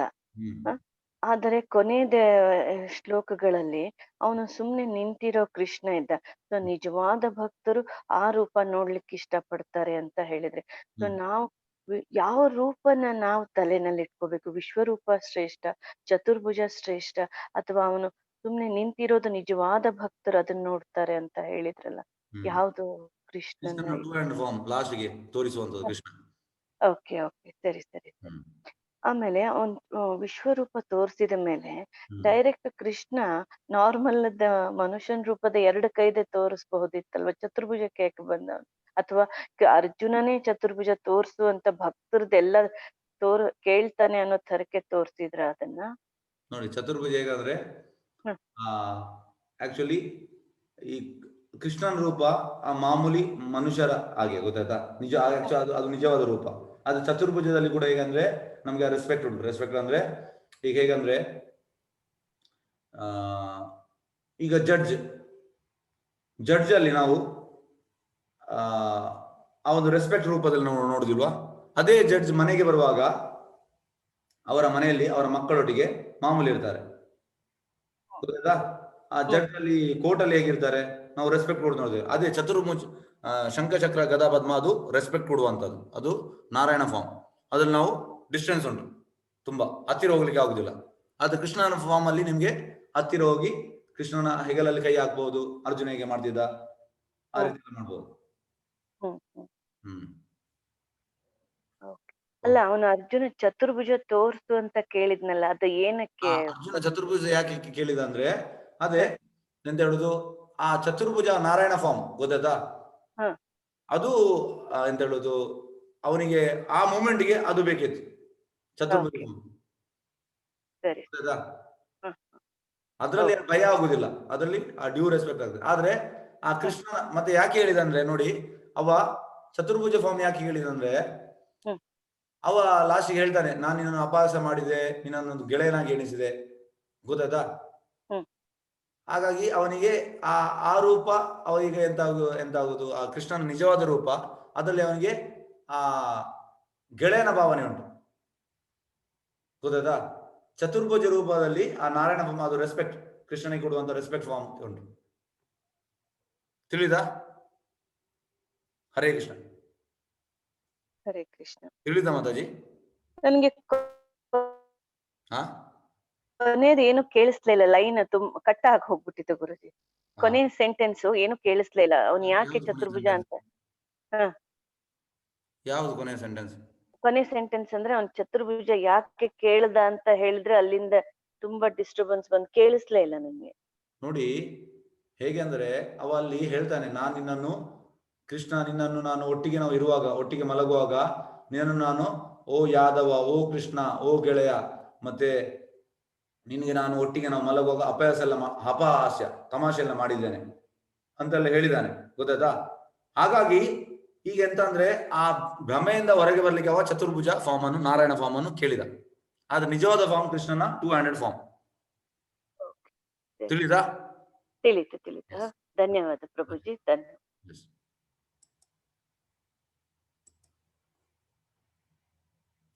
ಎಸ್ ಅಭಿನವ್, ಅರ್ನವ್. ಹರೇ ಕೃಷ್ಣ ಗುರುಜಿ. ಹರೇ ಕೃಷ್ಣ. ಶ್ಲೋಕ ಕಲ್ತೀನಿ ಗುರುಜಿ, 5 ಶ್ಲೋಕ ಕಲ್ತೀನಿ. ಓಕೆ, ಹೇಳು. ಅಹಂ ಸರ್ವಸ್ಯ ಪ್ರಭವಃ ಮಟ್ಟ ಸರ್ವಂ ಪ್ರವರ್ತತೆ ಇತಿ ಮತ್ವಾ ಭಜಂತೆ ಮಾ ಬುಧಾಭಾವ ಸಮನ್ವಿತ. ಇದು 10ನೇ 8ನೇ ಶ್ಲೋಕ ಗುರುಜಿ. 9ನೇ ಶ್ಲೋಕ. ಮಚ್ಚಿತ್ತ ಮಗತ ಪ್ರಾಣ ಬೋಧಯಂತ ಪರಸ್ಪರಂ ಕಥಯಂತಶ್ಚ ಮಾಂ ನಿತ್ಯಂ ತುಷ್ಯಂತಿ ಚ ರಮಂತಿ ಚ. 10ನೇ ಶ್ಲೋಕ. ತೇಷಾಂ ಸತತಯುಕ್ತಾನಾಂ ಭಜತಾಂ ಪ್ರೀತಿಪೂರ್ವಕಂ ದದಾಮಿ ಬುದ್ಧಿ ಯೋಗಂ ತಂ ಏನ ಮಾಂ ಉಪಯಾಂತಿ ತೇ. 11ನೇ ಶ್ಲೋಕ ಗುರುಜಿ. ತೇಷಾಂ ಇವಾನುಕಂಪಾರ್ಥಂ ಅಹಂ ಅಜ್ಞಾನಜಂ ತಮಃ ನಾಶಯಾಮಿ ಆತ್ಮಭವಸ್ತೋ ಜ್ಞಾನದೀಪೇನ ಭವಸ್ತ. ಅದಕ್ಕ 11, 13 ಇದು ಹೇಳ್ತೀನಿ ನೋಡಿ ಗುರುಜಿ. ಅರ್ಜುನ ಉವಾಚ ಪರಂ ಬ್ರಹ್ಮ ಪರಂ ಧಾಮ ಪವಿತ್ರಂ ಪರಮಂ ಭವನ್ ಪುರುಷಂ ಶಾಶ್ವತಂ ದಿವ್ಯಂ ಆದಿದೇವಂ ಅಜಂ ವಿಭುಂ ಆಹುಸ್ತ ಋಷಿಯ ಸರ್ವೇ ದೇವರ್ಷಿ ನಾರದಸ್ತದಾ ಅಸಿತೋ ದೇವಾಲೋ ವ್ಯಾಸ ಸ್ವಯಂ ಚೈವ ಬ್ರವಸಿ ಮೇ.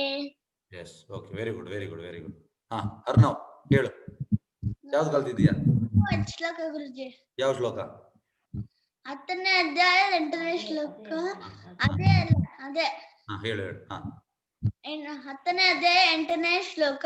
ಅಹಂ ಸರ್ವಸ್ಯ ಪ್ರಭಾವಃ ಮಟ್ಟ ಸರ್ವಂ ಪ್ರವರ್ತತೆ ಇತಿ ಮತ್ವಾ ಭಜಂತೆ ಮಾ ಬುಧಾಭಾವ ಸಮನ್ವಿತ. 10ನೇ ಅಧ್ಯಾಯದ 9ನೇ ಶ್ಲೋಕ. ಮಗತ ಪ್ರಾಣ ಬೋಧಯನ್ನುತ ಪರಸ್ಪರಂ ಕಥಯಂತಶ್ಚ ಮಾಂ ನಿತ್ಯಂ ತುಷ್ಯಂತಿ ಚ ರಮಂತಿ ಚ. 10ನೇ ಅಧ್ಯಾಯದ 10ನೇ ಶ್ಲೋಕ. ತೇಷಾಂ ಸತತಯುಕ್ತಾನಾಂ ಭಜತಾಂ ಪ್ರೀತಿಪೂರ್ವಕಂ ದದಾಮಿ ಬುದ್ಧಿಯೋಗಂ ತಂ ಯೇನ ಮಾಂ ಉಪಯಾಂತಿ ತೇ. 10ನೇ ಅಧ್ಯಾಯದ 11ನೇ ಶ್ಲೋಕ. ತೇಷಾಂ ಇವಾನುಕಂಪಾರ್ಥಂ ಅಹಂ ಅಜ್ಞಾನಜಂ ತಮಃ ನಾಶಯಾಮಿ ಆತ್ಮಭವಸ್ಥೋ ಜ್ಞಾನದೀಪಯ ಭವಸ್ತ. 10ನೇ ಅಧ್ಯಾಯದ 12ನೇ ಶ್ಲೋಕ.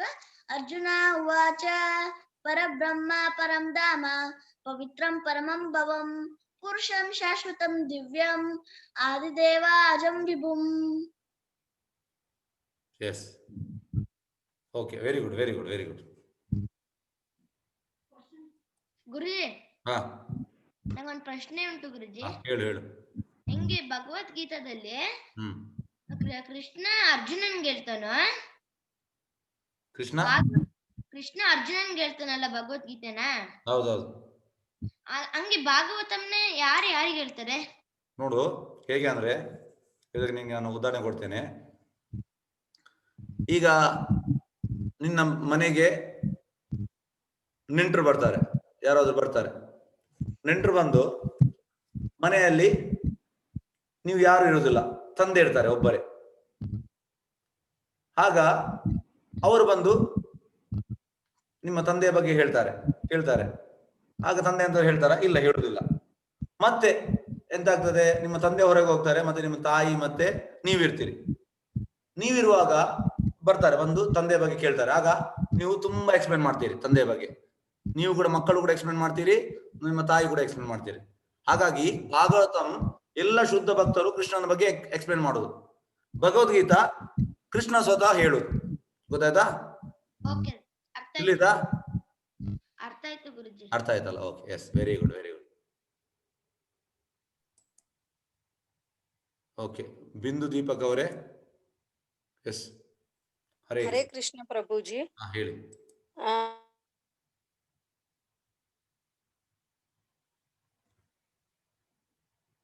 ಹರೇ ಕೃಷ್ಣ. ಹರೇ ಕೃಷ್ಣ. ಹರೇ ಕೃಷ್ಣ ಪ್ರಭುಜಿ. ಹೇಳಿ. ಇದು ಶುದ್ಧ ಭಕ್ತರು ವಿಶ್ವರೂಪ ದರ್ಶನ ನೋಡಕ್ ಇಷ್ಟ ಪಡಲ್ಲ ಅಂದ್ರಲ್ಲ, ಅದೇ ಯಾವ್ದು ರೀಸನ್ಗೆ ನಂಗೆ ಅದ್ ಅರ್ಥ ಆಗ್ಲಿಲ್ಲ ಪ್ರಭುಜಿ. ಭಕ್ತಿಯಲ್ಲಿ ನಾವು ಜಪ ಮಾಡ್ಬೇಕು, ಮತ್ತೆ ನಮ್ಗೆ ಅರ್ಥ ಆಗ್ತದೆ. ಭಕ್ತಿ ನಾವು ಪ್ರೊಸೆಸ್ ಸ್ಟಾರ್ಟ್ ಮಾಡ್ಬೇಕು, ಮತ್ತೆ ನಮ್ಗೆ ಅದು ಗೊತ್ತಾಗ್ತದೆ. ಅದು ಕೂಡ ಹೇಳ್ತೇನೆ ಹೇಗೆ ನೋಡಿ. ಅದಕ್ಕೆ ನಿಮಗೆ ಒಂದು ಉದಾಹರಣೆ ಕೊಡ್ತೇನೆ. ಕೃಷ್ಣ ಮೊದಲ 11 ವರ್ಷ ವೃಂದಾವನದಲ್ಲಿ ಇರ್ತಾನೆ. ಮತ್ತೆ ಅಕ್ರೂರ ಬರ್ತಾನೆ. ಅಕ್ರೂರ ಬಂದು ಕೃಷ್ಣನನ್ನು ಮಥುರಕ್ಕೆ ಕೊಂಡೋಗ್ತಾನೆ. ಮಥುರಕ್ಕೆ ಕೊಂಡೋಗುವಾಗ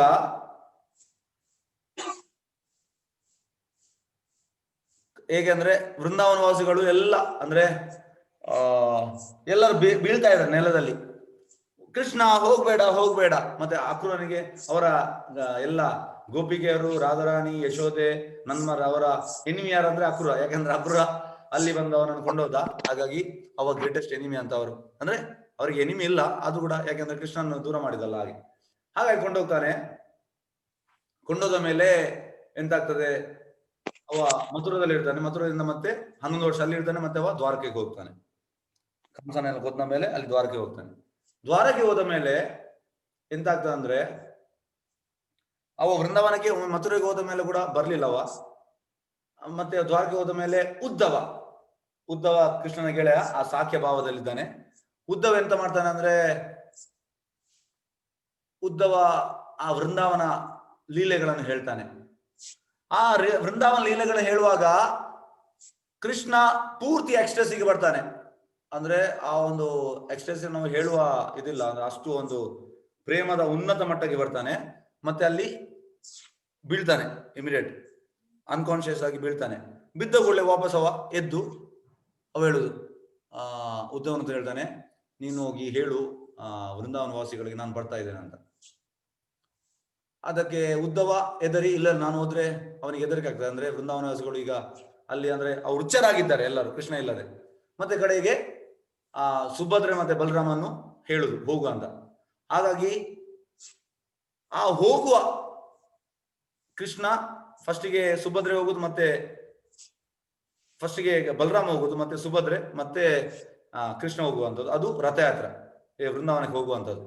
ಹಾಗಾಗಿ ಹೋಗುವಾಗ ನಾನು ಕುರುಕ್ಷೇತ್ರಕ್ಕೆ, ವೃಂದಾವನ ಅಂತ ಅಲ್ಲ, ಕುರುಕ್ಷೇತ್ರಕ್ಕೆ ಹೋಗುದು. ಹಾಗಾಗಿ ವೃಂದಾವನಕ್ಕೆ ಅವರ ಹತ್ರ ಎಲ್ಲ ಹೇಳು, ಅಲ್ಲಿಗೆ ಬಾ ಅಂತ. ಹಾಗಾಗಿ ಎಲ್ಲರೂ ಬರ್ತಾರೆ. ಎಲ್ಲರೂ ಬರುವಾಗ ಅವರು ಆ ಕೃಷ್ಣನನ್ನು ಆ ರಾಜನ ರೂಪದಲ್ಲಿ ನೋಡ್ತಾರೆ. ಎಲ್ಲರೂ ಕೃಷ್ಣ ವಜ್ರಗಳೆಲ್ಲ ಹಾಕಿ ಎಲ್ಲ ಇದಿರ್ತಾನೆ. ಅವರೆಲ್ಲ ಹೇಳ್ತಾರೆ, ವೃಂದಾವನವಾಸಿಗಳೆಲ್ಲ, ರಾಧಾರಾಣಿ, ಗೋಪಿಗರು, ಯಶೋಧ, ನನ್ಮಹಾರಾಜ್ ಎಲ್ಲ ಬರ್ತಾರೆ. ಅವ್ರು ಹೇಳ್ತಾರೆ, ನಮ್ಗೆ ಇದು ಬೇಡ ಕೃಷ್ಣ. ಮತ್ತೆ ಕೃಷ್ಣ ಅವರಿಗೆ ಕೃಷ್ಣನ ವೃಂದಾವನ ಲೀಲೆಯಲ್ಲಿ ಆ ಗೋಪಾಲ ಬಾಲಕನಾಗೆ ಗೊಲ್ಲ ಆ ರೀತಿ ಬೇಕು. ಮತ್ತೆ ಅವ ಕೃಷ್ಣ ಎಂತ ಮಾಡ್ತಾನೆ, ಅವರಿಗೆ ಆ ರೂಪದಲ್ಲಿ ಅವ ಕಾಣಿಸ್ತಾನೆ. ಹಾಗಾಗಿ ಶುದ್ಧ ಭಕ್ತರಿಗೆ ಕೃಷ್ಣನ ಯಾವುದು ದ್ವಾರಕ ಲೀಲೆ, ಮಥುರ ಲೀಲೆ ಅವರಿಗೆ ಬೇಡ. ಅವರಿಗೆ ಕೇವಲ ವೃಂದಾವನ ಲೀಲೆ ಬೇಕು. ಎಸ್, ತಿಳಿದ ಮಾತಾಜಿ? ಹಾ, ಅರ್ಥ ಆಯ್ತು ಪ್ರಭುಜಿ, ಧನ್ಯವಾದ.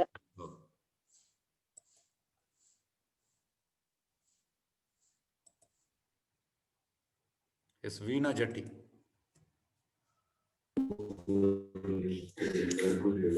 ನಮಸ್ತೆ ಪ್ರಭುಜಿ. ಹರೇ ಕೃಷ್ಣ. ಗುರುಜಿ, ಕೃಷ್ಣನ ವಿಶ್ವರೂಪ ನೋಡ್ಲಿಕ್ಕೆ ಅರ್ಜುನ ಮಾತ್ರ ಶುದ್ಧ ಭಕ್ತರಾಗಿದ್ರೆ, ಅದೇ ಸಮಯದಲ್ಲಿ ಸಂಜಯ ಕೂಡ ನೋಡಿದ್ರು ಅಂತ ಹೇಳಿದ್ರಿ. ಅವರು ಕೂಡ ಅಷ್ಟೇ ಶುದ್ಧ ಭಕ್ತರಾಗಿದ್ರ? ಶುದ್ಧ ಭಕ್ತರಲ್ಲದೆ ವೇದವ್ಯಾಸರು ಯಾಕೆ ಅವರನ್ನು ಅಲ್ಲಿ ಧೃತರಾಷ್ಟ್ರನಿಗೆ ತೋರಿಸ್ಲಿಕ್ಕೆ ಇಡ್ತಾರೆ? ವೇದವ್ಯಾಸರ ಶಿಷ್ಯ, ಆ ವೇದವ್ಯಾಸರ ಕೃಪೆಯನ್ನ ಎಲ್ಲವೂ ಅವನಿಗೆ ಕಂಡಿತು, ಸಂಜಯನಿಗೆ. ವಿಶ್ವರೂಪವನ್ನ ಅರ್ಜುನ ಮತ್ತೆ ಸಂಜಯ್ ಇಬ್ರೇನ ನೋಡ್ರಿ ಅದು ಗುರುಜಿ? ಹೌದು. Okay, thank you Prabhuji. Yes, ಬೇರೆ ಯಾರು ಪ್ರಶ್ನೆ ಉಂಟಾ? ಎಸ್, ಲಕ್ಷ್ಮೀ ದೀಪ ಅವರೇ. ಎಸ್, ಒಂದು ನಿಮಿಷ. ಎಸ್, ಅನ್ಮ್ಯೂಟ್ ಮಾಡಿ ಮಾತಾಜಿ. ಹರೇ ಕೃಷ್ಣ ಪ್ರಭುಜಿ. ಹರೇ ಕೃಷ್ಣ, ಹೇಳಿ ಮಾತಾಜಿ. ಇಲ್ಲಿ ಅಚ್ಯುತ ಅಂತ ಹೇಳಿದ್ರಲ್ಲ, ಅಚ್ಯುತ ಅಂತಂದ್ರೆ ಮೀನಿಂಗ್ ಏನು ಪ್ರಭುಜಿ? ಚ್ಯುತಿ ಇಲ್ಲದವ. ಅರ್ಥ ಆಗ್ಲಿಲ್ಲ. ಚ್ಯುತಿ. ಚ್ಯುತಿನಾ? ಹಾ, ಚ್ಯುತಿ. ಹಂಗಂದ್ರೆ ಪ್ರಭುಜಿ? ಒಂದು ನಿಮಿಷ. ಈಗ ಎಲ್ಲಿ ಬಂತು ಅಚ್ಯುತ? ಯಾವ ಶ್ಲೋಕದಲ್ಲಿ ಬಂತು ಅದು? ಅಚ್ಯುತ ಇದು 11.34 ಅಲ್ಲಿ ಬರುತ್ತೆ. 11.34 ಅಲ್ಲ, 34 ಅಲ್ಲಿ ಇಲ್ಲಿ ಇಲ್ಲ. ಅಲ್ಲೇ ಬರ್ಕೊಂಡೆ. ಹಾ, ಅಲ್ಲೇ ಬರ್ಕೊಂಡೆ ಪ್ರಭುಜಿ, ಅದು ಅಚ್ಯುತ ಅಂತ ಇಲ್ಲೇ ಬರ್ತಾ ಇದು. ಮತ್ತೆ ಸವ್ಯಸಾಚಿ, ಇದು ಒಂದು ನನಗೆ ಅರ್ಥ ಬೇಕು. ಸವ್ಯಸಾಚಿ ಅಂದ್ರೆ ಏನು ಅಂತ.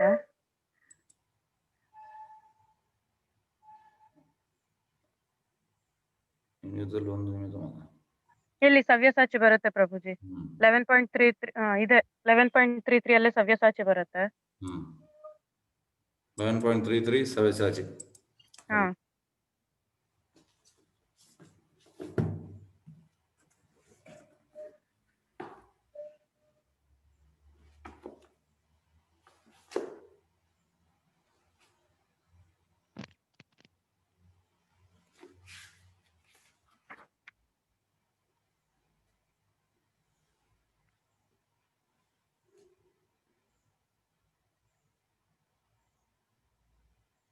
ಸವ್ಯಸಾಚಿನಿಗೆ ಸವ್ಯಸಾಚಿನ ಅಂತ ಉಂಟು.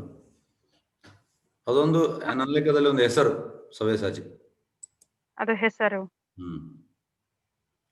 ಓಕೆ, ಈಗ ನಿಮ್ದು ಇದು ಇನ್ನೊಂದು ಪ್ರಭುಜಿ. ಏಕೆ ವಿಶ್ವರೂಪ ಅರ್ಜುನನಿಗೆ ಮಾತ್ರನೇ ತೋರಿಸಿದ್ದು ಅಂತ ಕಲಿಯುಗದ ಯಾವ್ದೋ ಒಂದು ಹೇಳಿದ್ರಿ, ಅಲ್ಲಿ ನನಗೆ ನೆಟ್ವರ್ಕ್ ಕಟ್ ಆಯ್ತು. ಕಲಿಯುಗದಲ್ಲಿ ಇದು ಏಕೆ ಅರ್ಜುನನಿಗೆ ಮಾತ್ರನೇ ವಿಶ್ವರೂಪ ತೋರಿಸಿದ್ದು, ಯಾರಿಗೂ ತೋರಿಸ್ಲಿಲ್ಲ ಅನ್ನೋ ಒಂದು ಅಲ್ಲಿ ನೆಟ್ವರ್ಕ್ ಕಟ್ ಆಯ್ತು ಅರ್ಜುನ ಶುದ್ಧ ಭಕ್ತ. ಮತ್ತೆ ಇದನ್ನು ಯಾಕೆ ತೋರಿಸಿದ ಅಂದ್ರೆ, ನೋಡಿ, ಈ ಕಲಿಯುಗದ ಜನರು ಈ ಎಲ್ಲ ಎಂತ ಹೇಳುದು, ಕಲಿಯುಗ ವೇದವ್ಯಾಸರು ಹೇಳಿದ್ದಾರೆ, ಪ್ರಾಯಣ ಅಲ್ಪಾಯುಷ ಸಭ್ಯ ಕಲವು ಅಸ್ಮಿನ್ ಯುಗೇ ಜನ ಮಂದ ಸುಮಂದ ಮತಯೋ ಮಂದ ಭಾಗ್ಯಾಯಿ ಉಪದ್ರುತ. ಅಂದ್ರೆ ಕಲಿಯುಗದ ಜನರು ಆಯುಷ ಕಡಿಮೆ, ಮತ್ತೆ ಮಂದ ಸುಮಂದ ತುಂಬಾ ದಡ್ಡರು. ಮಂದ ಅಂದ್ರೆ ದಡ್ಡರು, ಸುಮಂದ ಅಂದ್ರೆ ಶತದಡ್ಡರು ಕಲಿಯುಗದ ಜನರು. ಮತ್ತೆ ಮಂದ ಭಾಗ್ಯ ಉಪದ್ರುತ ಅಂದ್ರೆ ಯಾವಾಗ್ಲೂ ಆ ಡಿಸ್ಟರ್ಬ್ ಕಂಡೀಷನ್ ಅಲ್ಲಿ ಇರ್ತಾರೆ. ಹಾಗಾಗಿ ಕೃಷ್ಣನಿಗೆ ಗೊತ್ತುಂಟು ಇದೆಲ್ಲ. ಯಾಕಂದ್ರೆ ಜನರು ಒಂದು ವೇಳೆಗೆ ನಾವು ಭಗವದ್ಗೀತೆ ಹೇಳಿದ್ದು ಕೃಷ್ಣ ಆ ದ್ವಾಪರ ಎಂಡಲ್ಲಿ ಯಾಕೆ ಹೇಳಿದಂದ್ರೆ, ಕಲಿಯುಗ ಜನರು ಅವರಿಗೆ ಬೆನಿಫಿಟ್ ಸಿಗ್ಲಿ ಅಂತ ಹೇಳಿದ್ರು. ಆದ್ರೆ ಒಂದು ವೇಳೆ ಅಲ್ಲಿ ವಿಶ್ವರೂಪ ಹಾಕದಿದ್ರೆ ಈ ಜನರೆಲ್ಲ ಅದು ಅಥರೈಸ್ಡ್ ಅಲ್ಲ ಅಂತ ಹೇಳ್ತಾರೆ, ಯಾವುದು ಭಗವದ್ಗೀತೆ. ಹಾಗಾಗಿ 99% ಜನರು ಎಲ್ಲ ಮಾಯಾವಾದಿಗಳು ಮತ್ತೆ ನಿರಾಕಾರವಾದಿಗಳು. ಹಾಗಾಗಿ ಅವರಿಗೋಸ್ಕರ ಕೃಷ್ಣ ಇದನ್ನು ತಂದದ್ದು. ನಿಜವಾಗಿ ಶುದ್ಧ ಭಕ್ತರಿಗೆ ಅದು ಬೇಡ ವಿಶ್ವರೂಪ. ಗೊತ್ತಾಯ್ತಾ ಮಾತಾಜಿ? ಪ್ರಭುಜಿ, ಇದು ಅಚ್ಯುತ ಅನ್ನೋದು 11.42 ಅಲ್ಲಿ ಬರುತ್ತೆ ಪ್ರಭುಜಿ. 11.42 ಅಲ್ಲಿ ಬರುತ್ತೆ. Yes, okay.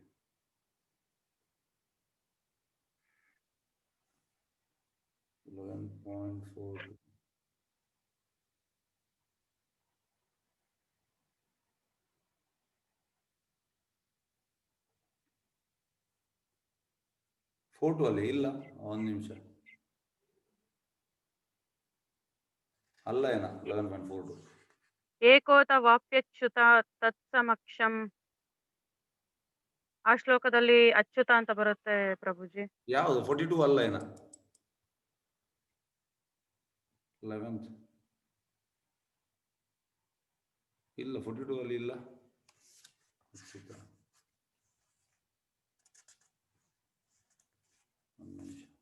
ಇದು ಎಚ್ಚ ವಹ ಸಾರ್ಥ ಮಸತ್ಕ್ರತೋಸಿ ವಿಹಾರ ಶಯ್ಯಾಸನ ಭೋಜನೇಶು. ಆ ಶ್ಲೋಕದಲ್ಲಿದೆ ಪ್ರಭು. ಎಷ್ಟನೇ ಶ್ಲೋಕ ಅದು ಕರೆಕ್ಟ್ ಹೇಳಿ. ಹಾ ಅಚ್ಯುತನೇ. Okay,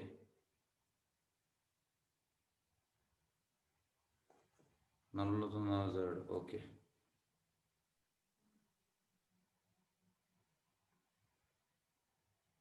Achyuta, yes. Okay,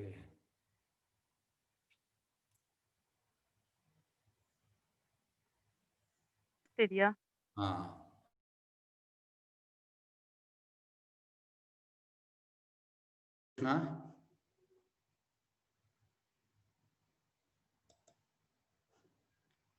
Hare Krishna. ಒಂದು ನಿಮಿಷ, ಇಂಟರ್ನೆಟ್ ಪ್ರಾಬ್ಲಮ್ ಸ್ವಲ್ಪ.